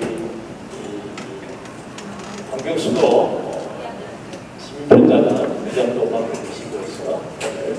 좋은 토론 부탁드리겠습니다. 네, 박수로 좀 드리겠습니다. 만나뵙게 돼서 반갑습니다. 저는 지표 얘기 조금 보태가 생각합니다. 지표가 중요하다는 것은 발표하신 분으로부터 다들 들으셨을 텐데 왜 중요하냐? 지표가 없으면 발등에 불 끄기 바빠서 우리가 지금 어디로 가고 있는지를 모를 수 있기 때문에 지표가 중요한 거예요. 따라서 지표가 중요한 만큼 이행평가, 설정한 지표를 과연 그 연도에 가서 얼마나 이행이 잘 되었는가를 평가합니다. 지표도 중요하고 이행평가도 중요하다는 말씀을 드리고 싶어요. 그래서 제가 이제 예를 들어보면 여기 이제 그 지표를 보시면 일일 생활 폐기물 발생량 뭐 이런 지표가 있습니다. 그 지표가 있으면 예를 들어서 2012년도 지표가 1.5였는데 실제로는 2.0을 배출했다. 목표보다 지표보다 더 줄였으니 굉장히 반갑다. 혹은 덜 줄였으니 아이고 걱정스럽다. 이렇게 돼야 지표와 그 이행평가를 토대로 향후의 계획, 향후의 예산 편성, 대책 마련 이게 이제 서로 연결될 거란 말이죠. 근데 지표는 설정되어 있는데 그 지표가 과연 제대로 이행되었는지를 평가 안 합니다. 지표가 있으나 말이 있으나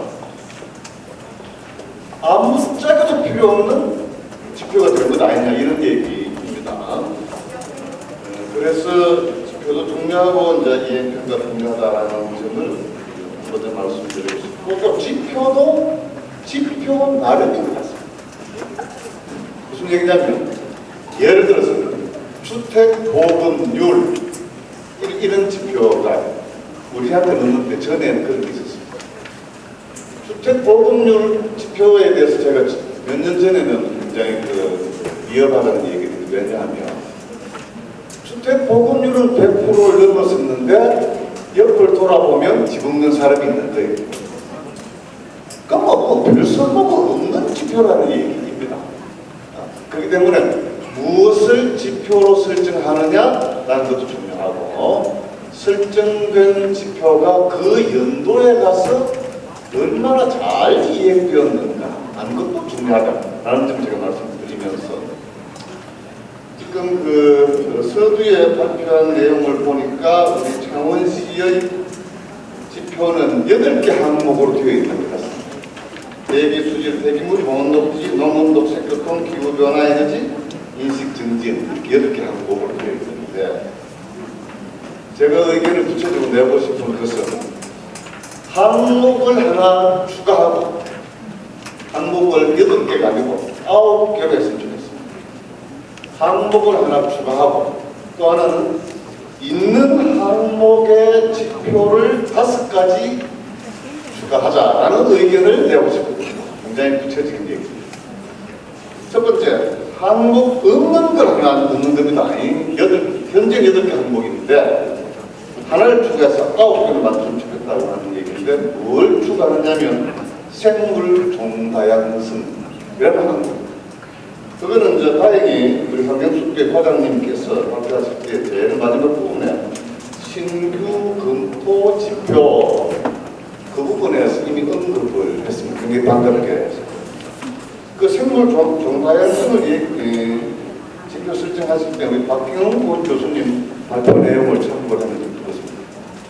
뭐 예를 들면 제비 조사를 해야 되겠지. 제비, 반딧불이 있냐 없냐.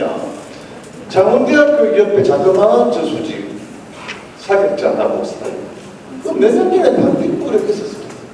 그래서 사림동 주민들이 주도로 반딧불회라고 하는 모임도 있고 2년간 반딧불 축제를 사림동 주민들이 스스로 했습니다.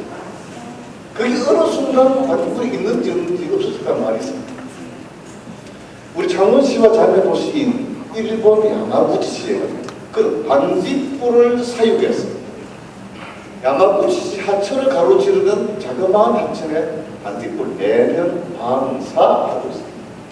그 정도로 생물 종다양성을 중요히 생각하는 만큼 한목에 생물 종다양성을 중요했으면 좋겠다라는 겁니다. 그 다음에 한목은 있는데 지표를 좀 추가했으면 좋겠다는 말씀을 5개 드리겠습니다. 하나는 수질 항목에서 하천 생태계 지표입니다. 두 번째는 폐기물 항목에서 알뜰 잔트를 지표로 설정했습니다. 세 번째, 기후변화 에너지 항목에 있어서는 에너지 자립률이라는 지표를 넣었으면 좋겠습니다. 네 번째, 녹색교통 항목에는 자전거 교통 분담률, 오염환경 지표 2개를 추가하면 좋겠습니다. 조금 보충해보면 수질 항목에 왜 하천 생태계라는 지표를 추가하자라고 그러냐 하면 지금은 BOD, COD 그게 지표로 되어 있습니다. 근데 그 일반인들 잘 모르기도 하고 그 다음 BOD, COD가 목표치를 달성했다 하더라도 거기에 그 하천에 생물이 얼마나 사는지 언어가 돌아오는 무슨 하천 만들기 이런 얘기는 안 합니다. 언어가 돌아왔는지 안 돌아왔는지 이게 중요하다는 얘기입니다.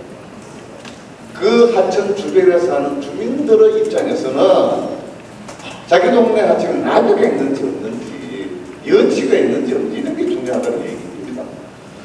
그 다음에 폐기물 부분도 지금 현재의 지표는 1일 발생량, 1일 재활용률 이런 게 18쪽에 보면 나와 있습니다. 그것도 필요하긴 하지만 특히 재활용에 있어서는 얼마나 많은 주민이 참여하는가라는 게 굉장히 중요한 키포인트인 것 같습니다. 그럼 그것을 어떻게 측정할 것인가? 그거는 이제 알뜰 장터를 정기적으로 혹은 국자가 하는 알뜰 장터가 과연 한 해에 몇 번씩이나 열리는가라는 것을 우리가 지표로 생각할 수 있지 않을까. 그 다음 에너지 부분은 지금은 신재생 에너지 생산량, 태양광 발전 시설을 했으니까 몇 킬로와트가 생산된다. 이게 이제 누적 생산량이란 말이죠. 그게 자꾸 느는 것도 중요하고 그게 다 에너지 자립. 아까 우리 서울의 그 팀장님 말씀 드리니까 서울시 에너지 자립률이 2.8. 아주 비극적인 통계입니다. 그런데 그거는 서울만의 문제가 아니고 모든 도시가 그렇고 심지어 자기 도시의 에너지 자립률이 얼마인지를 모르는 도시가 많습니다. 왜냐하면 에너지 자립을 기준으로 자기가 살고 있는 도시에 에너지 문제를 접근한 바가 없기 때문에 당연히 지표가 없는 겁니다. 그거는 뭔가 좀 잘못됐다고 보고 에너지 자립률 꼭 지표에 넣을 필요가 있다는 생각을 강조합니다. 그 다음에 녹색교통 분야의 자전거교통 분담률 보행 환경 지표 이거는 이미 박경훈 교수님 발표 자료에 나옵니다. 끝으로 한 가지만 걱정스러운 얘기를 드리고 싶은데 자료지 20쪽을 한번 봐요. 우리가 왜 이런 자료를 해야 되느냐에 답이 나옵니다. 20쪽 보시면 위에 녹색교통, 대중교통 수송 분담률 2008년도 38.4 꽤 높습니다. 그런데 4년이 지난 2012년도 2.7%. 몇 프로가? 대중교통 수송 분담률은 높으면 높을수록 좋지 않습니까? 근데 오르막았습니다. 이건 걱정하지 않을 수 없는 통계란 말이죠. 그 다음 개인 자동차 소유 비율. 개인 자동차는 적으면 적을수록 좋은 것입니다. 대중교통이 활발해서 좋다고. 2008년도 96% 됐습니다. 개인 자동차 소유 비율. 2012년도 104%. 개인 자동차가 늘어났습니다. 개인 자동차는 늘어나고 대중교통 수용 분담료는 감소되고 이거는 생태교통을 표방하고 환경수도를 표방하는 창원시로서는 어디 가서 발표하기는 굉장히 납득하는 부분이에요. 대책을 찾고 통계를 이렇게 전송하는 것은 대책을 찾기 위해서 한단 말이죠. 단순한 소개에 그친 것입니다. 그 다음 개인 자전거 보유 고민됐습니다. 개인 자전거 보유 2008년도 28%였는데 2012년도에는 아직까지 조사가 안 되었습니다. 왜 조사가 안 되는지 모르겠습니다. 그래서 2011년도로는 21%. 누리자가 전 세계에 히트치고 있는데 개인 자전거 보유는 누리자 때문인지 뭔지 모르지만 어쨌든 간에 보유율이 감소했습니다. 원인을 둘러싸 필요하다는 얘기입니다. 보기 때 14 녹색교통 지표 변화보면 전국의 8개 도시의 2009년도, 2010년도를 비교해 놓았는데 여기서 대중교통 수송 분담률 서울, 부산, 대구 큰 도시들과 창원을 비교해 놨는데 8개 도시 중에 대중교통 수송 분담률이 창원이 1등입니다. 1등. 이건 대단히 위험한 신호인 것 같습니다. 담당 부서에서는 비상대책을 찾아야 되는 것 아니냐 이렇게 보는 거죠. 우리가 그런 생각, 그런 부분을 찾기 위해서 우리가 이런 노력을 하는 것일 테니까. 그래서 다음 우리 이런 토론회에서는 지표가 어떤 게 있다라고 하는 단순 소개에 그칠 것이 아니고 설정된 지표가 그 연도에 어떻게 이행되었는지, 잘하면 어떤 도구로 잘 되었는지, 잘 안 된 부분이 있으면 뭐를 우리가 함께 힘을 모아 보충해야 되는지를 논의하는 자리가 되면 더 의미가 있겠다라는 말씀 드리고 제 얘기를 마치겠습니다. 고맙습니다. 예, 나중에 이 부분에 대해서는 발표하신 분들 중에서 이야기하실 분이 있을 수도 있습니다. 2012년은 27%죠. 수준이 27.0이라서 그 다음은 이어서 토론을 하겠습니다. 하기 전에 어쨌든 저는 오늘 제 앞에 나와 있는 시에서 발표한 자료가 굉장히 반갑습니다. 이렇게 숫자가 쭉 나오고 이게 올라가는지 내려가는지 이런 걸 보고 싶었는데 잘 정리가 되고 또 다른 도시와 비교하고 유럽 도시와 비교하고 어떤 것은 우리가 아프다 아직 상당히 위협하다고 이야기를 하고 있어서 상당히 끔찍한 일이라고 생각합니다. 여기다가 한 번 더 나가서 잘만 보여줄 게 아니고 이걸 어떻게 할 건지, 왜 이런지, 앞으로 어떻게 할 건지를 해보자. 다음에 선복 교수님, 우리 녹색창원 21에서 계속 활동을 해보셨고 또 많은 구체적인 일들을 하고 계십니다. 보람사님들도 앞서서 기자시고 오늘 좋은 토론 부탁드립니다. 네, 반갑습니다. 폴리텍스대학 기자입니다. 저는 지금 지표 보면서 전문이 수시 쪽에 안에서 먼저 지금 국민수도가에서 학계 분야 55개 지표 부분에서 31개, 20개 유지가 12개, 각하가 3개 이렇게 발표를 했습니다. 저는 이게 감상이 되고 유지가 되고 악화가 되고 하는 게 중요한 것이 아니고요. 그 목표치가 제대로 잡혀졌나 하는 부분을 드리고 좀 시에서 좀 쉬운 목표를 잡아놓고 감상이 됐다 이렇게 할 수도 있을 것인데 결국은 이제 다른 나라하고도 유지를 해서 말씀을 드리고 있습니다만 제가 지금 이 2020년도에 수준 목표를 창원시에서는 전체적으로 2등급 수준을 잡고 있습니다. 그래서 저는 2등급 8.0이 아니고 좀 더 목표를 갖다 1.5로 하겠다, 7시로 하겠다라고 잡고 조금 안 되더라도 시민들에게 이해를 시키면 되지 않겠나. 목표치를 쉽게 하지 말고 타이트하게 잡아서 우리가 뒤에서 좀 더 노력하는 모습을 보여줄 수가 있다고 생각합니다. 그리고 이제 그 생태 하천 조성에 대한 이야기들이 나오고 있습니다. 생태 하천의 조성은 필요하다고 생각합니다만 이 부분에 대해서는 좀 전문가들이나 같이 의견을 해서 생태 하천이 가지고 있는 부분들이 지수적으로 지수적이 아니고 정말 우리가 수달이 돌아오고 정말 문어가 살고 소갈이 살수 있는 그런 하천이 되려고 하면 좀 더 이 생태하천 쪽에 좀 집중해서 관리를 좀 해야 되지 않을까 생각합니다. 두 번째 하천에 투입해서 하천을 건강하는 지금 아마 상원의 상원시의 하천에 투입해서 하고 있는 이행 활성액이나 흑공 투입액이 투입을 해서 수질을 정화시키고 또 정화시킨 결과물들이 나오고 있습니다만 이 투입 효과가 지속적으로 좀 되고 일정하게 투입돼서 장기적인 효과, 수익 이런 것들을 좀 살펴볼 필요가 있다고 생각합니다.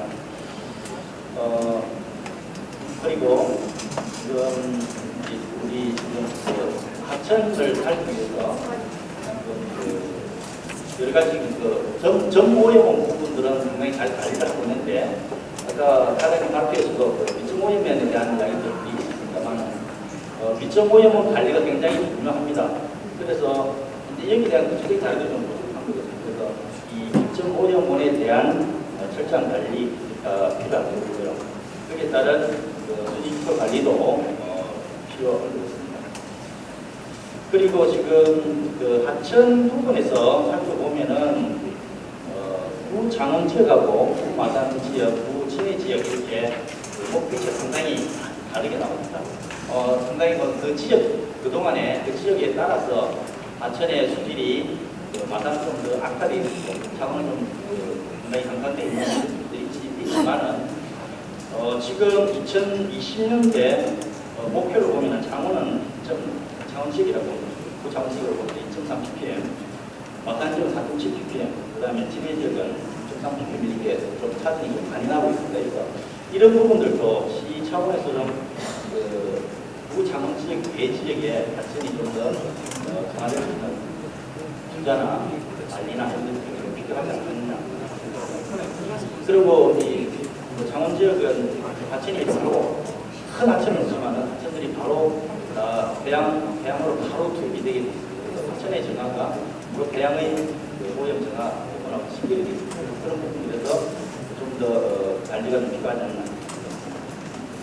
그리고 지표 설정 기준에서 좀 보면은 유료 측정 장소 위치하고 개수를 보면은 하천별로 중요 지역 그곳을 선정해서 총 10개소를 선정해서 표수지를 하고 있습니다. 사실 하천에 한 개 지점을 가지고 측정해서 이 대표 수준이다 보면 그런 수준에서 상류, 중요, 하루 정도 같은 경우에 지점 포인트를 늘려서 대표 수준이 될 수 있도록 그리고 계절별로 다르고 날짜별로 다르고 다 틀립니다. 비가 오면 달라지고 비 안 오면 또 달라지고 여러 가지 변화 요소들이 많습니다. 그래서 그런 변화 요소들을 좀 더 추가할 필요가 있지 않겠나. 그리고 지금 수도 누수율에 대한 부분이 가장 굉장히 낮다라고 해요. 15%는 굉장히 낮은 부분이고요. 이 누수율이 중요한 것은 사실은 수돗물의 물값의 절반이 전기료입니다.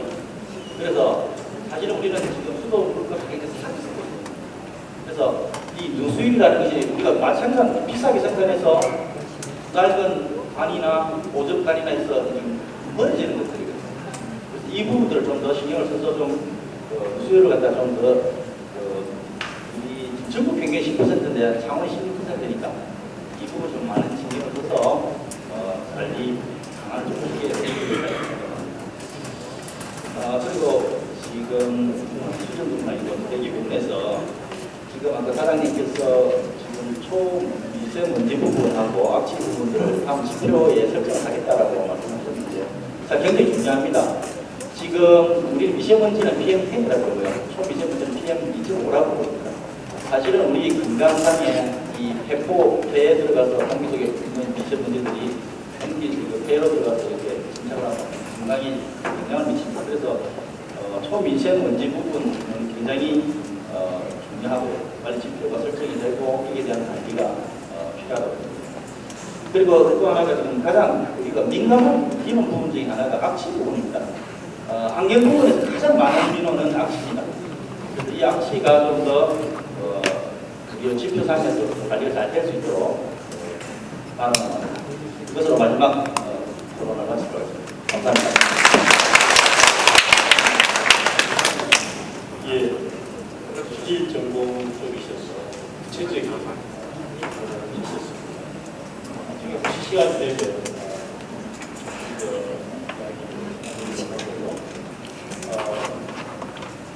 구체적으로 두 분 토론하신 내용 중에 질문은 발표자 여러분들에게 질문을 볼 수 있을 겁니다만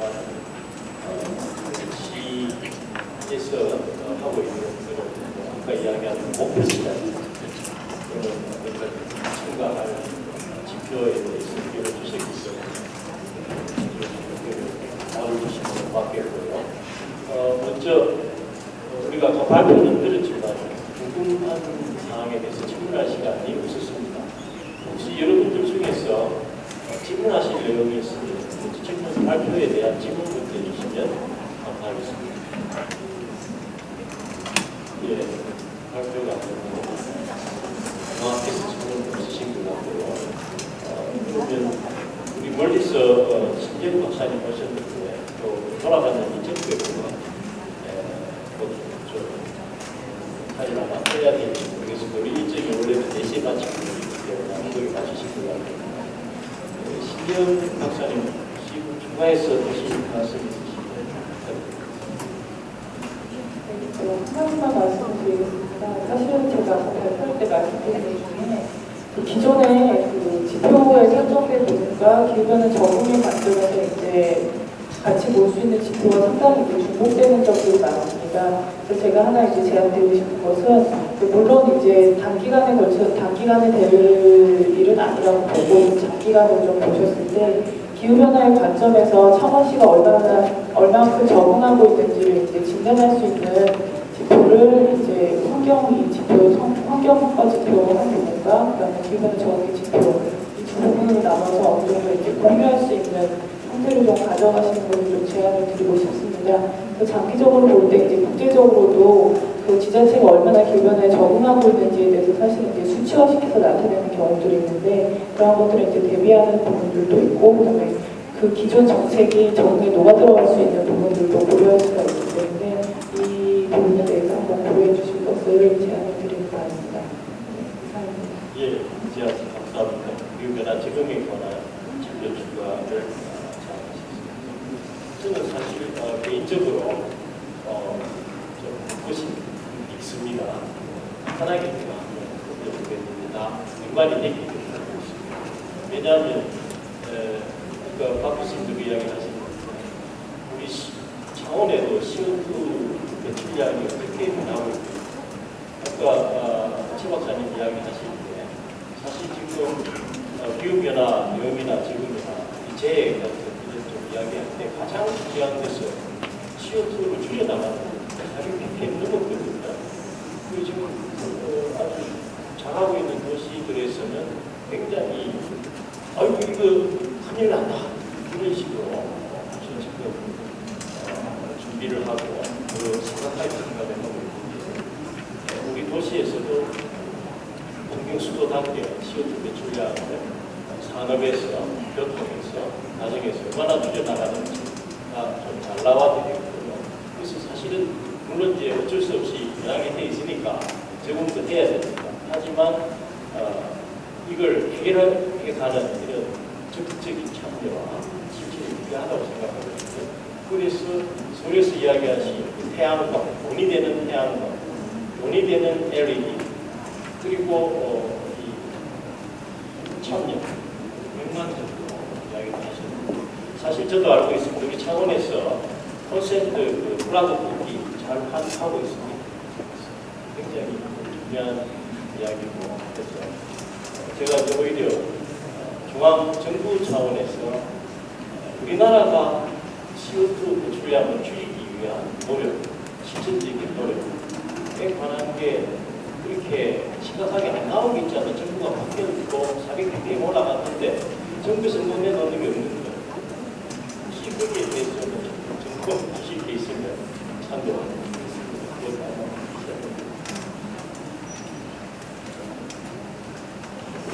예, 제가 알고 있기로는 저는 사실 이제 줄이는 부분에 대해서는 잘 모르지만 이제 그 풍모회에서 이제 좀 말씀을 드리면은 환경부 쪽에서 어느 정도 이제 탄소 포인트 제도라든가 그린 카드 제도 같은 것을 운영하면서 시민 참여와 함께 이제 어느 정도 이제 줄이는 방법들을 논의가 되고 있는 것으로 알고 있습니다.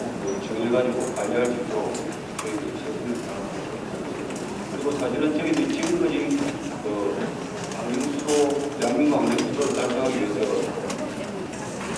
35개 지표를 관리해 왔습니다만 조금 전에 지적한 20개의 그 지표를 더 떠나서 가지고 관리를 해나가면서 저희들이 세계 속의 환경수도를 달성하기 위해서 열심히 지표 관리를 해나가고 있습니다. 저희 시민들께서 참여해 주시기를 부탁드리겠습니다. 예, 말씀 감사합니다. 아까 전진석 의장님이 생물종 다양성 항목을 8개에서 하나 더 크게 추가해서 9개 항목으로 가져가는 그런 제안을 주시는데 이 부분도 좀 한번 해주시기 바랍니다. 굉장히 중요합니다. 아까 옥 교수님도 박 교수님도 모든 분들이 제가 볼 때 동의한다고 생각합니다. 실제로 우리 주위에 반딧불이 살고 물고기가 살고 새가 날아다니고 수달이 살고 또 다른 여러 식물이 개똥수도 요즘 귀하지 않습니까? 좀 약으로 보인다는 거예요. 그래서 그런 생물 다양성이 달라지면 우리 도시의 삶이 좋아진다고 저는 믿고 있습니다. 저도 학교에서 그런 쪽을 연구하는데 사실은 시어디 비어디보다 생물 변화가 굉장히 문제 일어나고 모니터링의 결과가 이야기죠.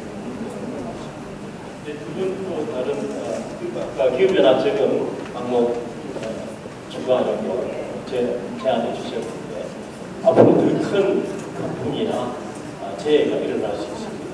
그래서 그런 경제도 적용 방법도 반드시 있었으면 좋은 말씀 주셨고요. 그리고 발표하신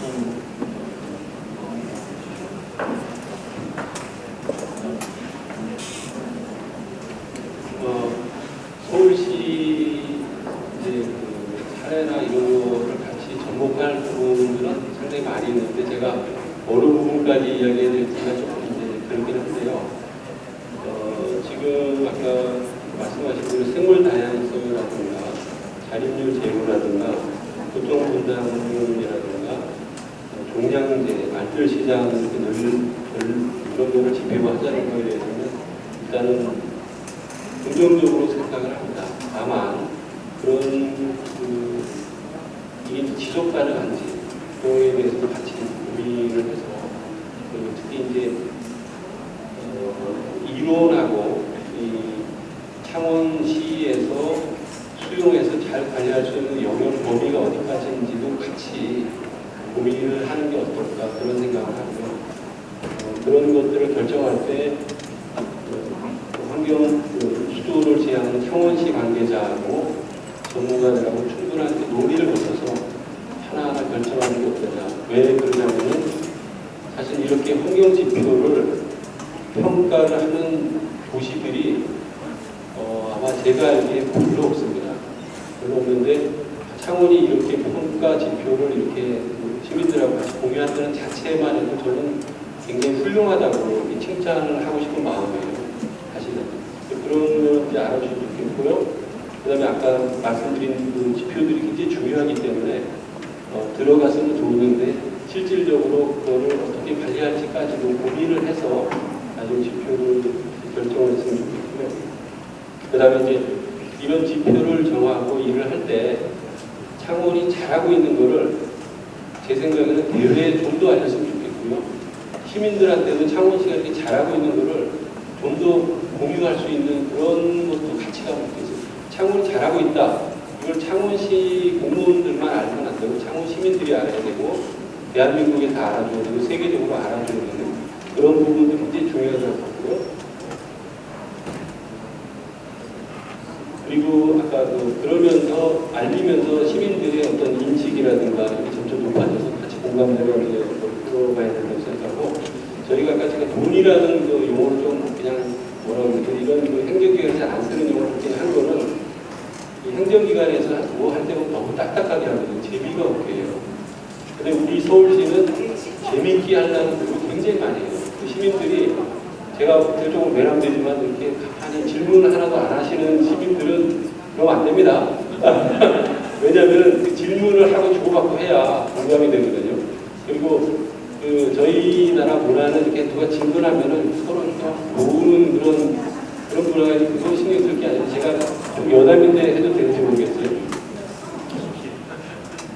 제가 영국에서 한 4년 있다고 왔는데 그 중에 영국에 공부하다가 자녀가 중3 영국에서 중3을 마치고 한국으로 이제 돌아갔어요. 공무원들이 2년 마치고 돌아가니까 돌아갔는데 영국에서는 학교에서 질문을 손 들고 하는 문화가 돼 있어서 평소에 궁금한 거 있으면 자연스럽게 손 들고 물어봤어요. 그랬는데 한국에 와가지고 이 애가 자기 영국식으로 그냥 선생님한테 질문했는데 선생님이 처음에는 질문 받아줬대. 그 다음에 질문하니까 선생님 표정이 바꿔준다는 거예요. 그리고 선생님이 나중에 뭐라 그러면 야, 진도 나가야 돼. 이 말을 해가지고 애가 완전히 기가 죽어가지고 그런 그 문화적 충격이 있어. 그러니까 지금 우리나라 교육문화는 학생들이 질문하면 선생님이 진도 나가니까 질문하지 마. 이런 사인을 주고 그 친구들도 마찬가지로 이 공부하는 방해는 이런 문화가 있다는 거예요. 그런데 문제는 한국에서 공부를 잘하는 학생들이 예를 들어서 제가 옥스포드 법대 그 다니는 애들을 왔는데 거기 이제 민사고 아시나요 혹시? 민족사고등학교에 거기 엘리트 애들이 와서 옥스포드대 법학과 들어왔어요. 그런데 거기 영국에서 공부 잘해서 이제 거기 한국계에 있었는데 한국계니까 얘가 이제 그 민사고 나오니까 질문을 자꾸 하고 그러는데 따라오지 못하는 거예요 공부를. 한국에서는 이렇게 주입식, 암기식으로 공부를 했기 때문에 세계 무대에 가서 못 따라가는 거예요. 그러니까 지금 우리가 그런 아쉬움이 있다는 말씀을 드리고 창원시도 다음에 이런 거 평가할 때 제가 다시 초청이 될지 안 될지 모르겠지만 와서 보면 질문 안 하시면 제가 한마디 하겠습니다. 예, 말씀 감사합니다. 이건 아마 제가 진행을 잘못해서 그럴 겁니다. 우리 창원, 환경수도 창원 시민들이 그렇지 않는데 제가 분위기를 딱딱하게 만들고 질문을 못하게 만들어요. 네, 앞으로 더 많이 질문하시고 지난번에 우리 진해에서 할 때는 상당히 여러분들이 정중해서 의견을 주시고 오늘 조금 이렇게 지표가 돼서 그런지 예, 질문하시죠. 예, 죄송하지만 어디서 오셨는지 좀 이야기해 주시고 지금 마이크 좀 주시죠. 창원시 마산 경남환경연합에서 왔습니다. 지금 이거 본 중에 질문이 될지 몰라도 궁금해서 지금 제가 물어보는데요. 미니 태양광 설치에 대해서 몇 페이지?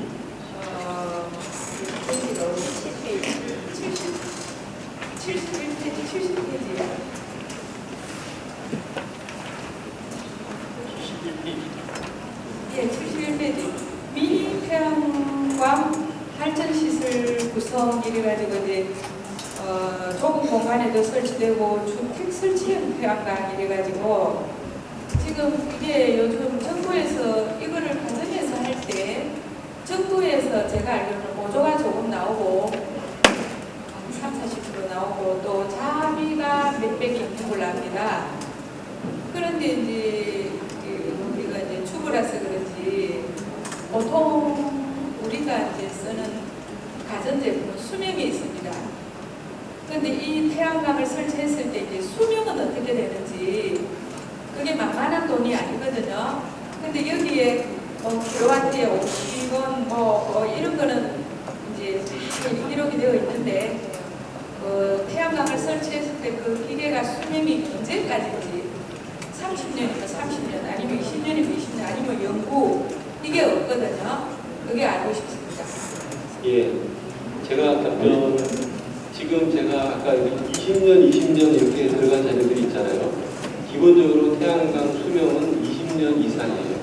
다만 저희가 이 태양광 사업을 하다 보니까 애프터 서비스가 잘 안 되는 경우가 가끔 있어요. 그래서 서울시에서는 애프터 서비스를 하는 거를 같이 5년 일단은 그 태양광 설치 업체한테 조건을 달았고 앞으로 서울시 생각은 5년 지나서도 애프터 서비스를 만약 민간에서 못하면은 서울시가 해야 되지 않냐 그런 생각을 가지고 있어요. 그러니까 기본적으로는 20년이 되고 독일에 제가 프라이그룹 가서 보니까 30년까지 하는 경우도 있더라고요. 그러니까 태양광이 정상적인 경우에는 20년에서 30년이 수명인데 여기 주의할 것은 한국산하고 중국산이 있어요. 근데 좀 이야기하는 거 FTA에 걸릴지 모르는데 한국산이 그래도 좋습니다. 근데 이제 다 중국산이 다 나쁜 건 아닌데 보편적으로 한국산이 좋고 그 다음에 보통 지금 가격이 많이 내렸는데 1kW에 한 300만 원 정도 돼요. 약 300만 원 설치비. 그래서 저희가 이제 아까 발전 차익 제도로 하는 경우에 아주 그 서초동에 잘 하시는 분은 4 내지 5년에 회수가 되는 경우가 있고 그렇지 않은 경우는 7, 8년 갈 수도 있고 그렇습니다. 그러면 7, 8년 가는 거 보면 제가 잠깐 계산을 하니까 정부에서 지원하는지 시에서 지원하는지 몰라도 그 지원금 말고 7, 800 아니면 6, 700 들어가는 걸로 알거든요. 가정집에 30분 기준으로. 그럼 뭐 그게 지금 말씀하신 대로 7, 8년 같으면은 혼전도 못 냈는데. 지금 아까 두 가지 말씀을 드렸는데요. 네. 정부에서 보조금, 우리도 지금 보조금 주는데 한 50%는 보조금을 줘요. 네. 그냥 지가 가정에 설치하는 경우에 그런 경우는 자기용으로 쓰는 거예요. 자기의 집의 전기 네, 사용량을 네. 쓰는 경우에는 그거는 회수 기간이 굉장히 길어요. 회수 기간이 아까 제가 얘기한 7년, 8년이 아니고 훨씬 더 길 수가 있어요. 근데 지금 그 부분은 뭐냐면은 전기를 많이 쓰는 경우에 누진세가 붙잖아요. 그 부분을 내가 착감당하기 때문에 계산하면은 또 몇 년 되면 이익이 되는 경우도 있는데 제가 지금 아까 두 가지 얘기했잖아요. 내가 쓰는 경우가 있고 두 번째 파는 경우 한전에다가 전기를 팔고 REC 그 신재생적을 파는 경우에 그런 경우에는 4년, 5년, 또 7, 8년 이렇게 그 20년 수명으로 봤을 때 그 지나면은 다 나한테 돌아온다는 거죠. 그 이후에 돈은 그 전기요금을 계속 팔잖아요. 그다음에 REC 걸 계속 팔잖아요. 가정용은 하는 것만큼 그게 안 나오는데요. 지금 이제 가정용이 두 가지가 있는데 뭐 조금 1, 2kg 하는 경우에는 파는 건 조금 무리가 있을 것 같고 제가 쓰는 게 더 맞다고 보고요. 최소 한 10kg 이상이라든가 이런 규모 이상에 넘어갔을 때는 파는 거로 했을 때는 돈이 된다. 그게 들어갔습니다. 네, 잘 알겠습니다. 예. 친절한 답변 감사합니다. 혹시 질문 발동이 길어서 한 분 정도 더, 저 뒤에 한 분 계신데 조금 시간이 지나고 있지만 이야기해 주시죠. 네, 반갑습니다. 환경분야에서 청원의 김정입니다. 제가 사실 이 부분을 질문을 드리고 싶은데요. 제가 가정주택에 사실 미니 태양열을 설치를 했는데 우리 그 전문가분들께서는 가정미니를 사용을 안 하고 그냥 전문적인 배선만 가지고 이렇게 하다 보니까 실질적으로 제가 태양열이 있는 집을 구입을 했어요. 태양열입니까? 광입니까? 가정집에 아니 태양열이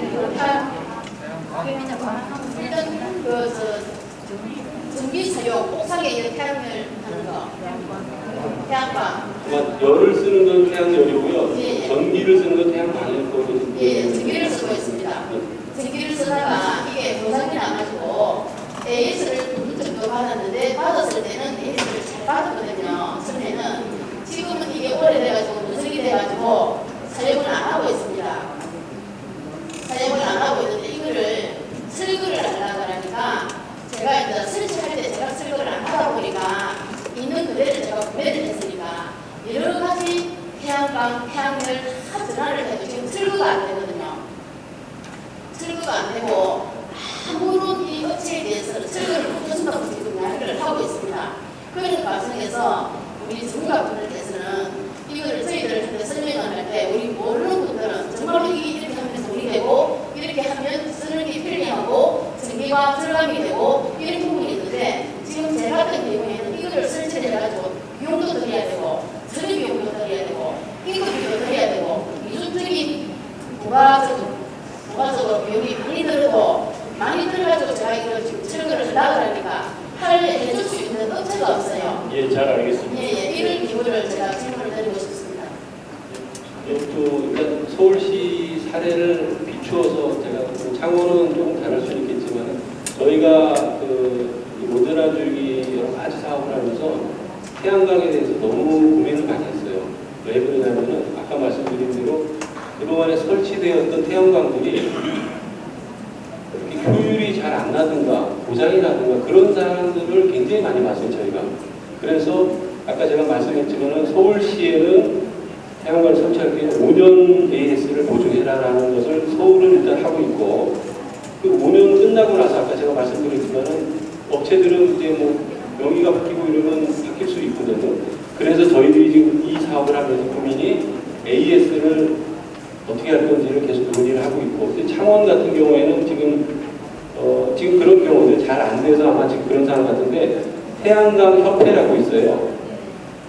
태양광 협회에다가 요청을 해서 이런 사례가 있는데 이건 태양광 협회는 전국적인 협회니까 물론 그 사람들이 그 사익을 목적으로 하는 건 아니니까 그런 불편들을 좀 해달라. 그렇게 하면은 태양광 지금 우리나라가 문제가 뭐냐면은 설치할 때는 신경을 많이 써줘요. 그리고 서비스하고 그러고 나서 설치하고서는 나몰라라 하는 문화가 꽤 많이 있어요. 기업들이. 저희가 그거를 알고서 이번에 굉장히 서울시는 조심스럽게 가는데 이미 그 전에 잘못된 부분들에 대해서 저희들이 느끼고 있어가지고 우리 나름대로 책임을 지려고 그러고 있고 지금 협회가 있으니까 협회에다가 한번 요청을 해보는 방법이 어떨까 그렇게 하고 정의 안 되면은 물론 개인이 철거 비용을 내야 되겠지만은 협회라든가 아니면은 어지간하면 고쳐서 쓰기에 좀 부린가요? 그 정도면은 철거해야 돼요. 협회하고 예, 아마 좀 더 구체적인 시설 사진이나 상황을 알면은 정확하게 나오겠지만 오늘 이 자리에서는 이 정도 답변을 드릴 수 있을 것 같습니다. 예, 기존에 있던 그런 태양열, 특히 태양열, 태양광 시설을 여기저기 문제점이 많은 걸 저도 많이 느끼고 있습니다. 그런데 어쨌든 오늘 종합해 보면 지금 서울시에서 추진하는 경우에 적어도 5년 AS 보장하고 일반적으로 태양광인 경우에 수명이 한 20년까지 30년 된다는 거고 규모에 따라서 자기만 쓰는 게 아니고 할 수도 있다. 그래서 결국은 점점 분리돼가는 태양광 발전도 생각이 됩니다. 이제 더 많은 궁금한 점도 있으시고 질문도 있으시겠지만 제가 맡은 시간 중에 10분 가까이 초가 되고 있습니다. 제가 마무리하고 마치겠습니다. 오늘 많은 분들이 와주셔서 다시 한번 감사드리고요. 여기서 나온 이야기, CO2 배출량이라든지 또는 추가돼야 될 지표 제안 시에서 좀 세밀하게 좀 해주시고 우리 시청에도 LED를 좀 바꿔주면 좋겠다. 저는 아까 화장실에 직접 바꾸셨다는 저도 한번 뭔가 생각하고 들고 가서 실천해 보도록 하겠습니다. 네, 여러분 추석 즐거운 추석 보내시고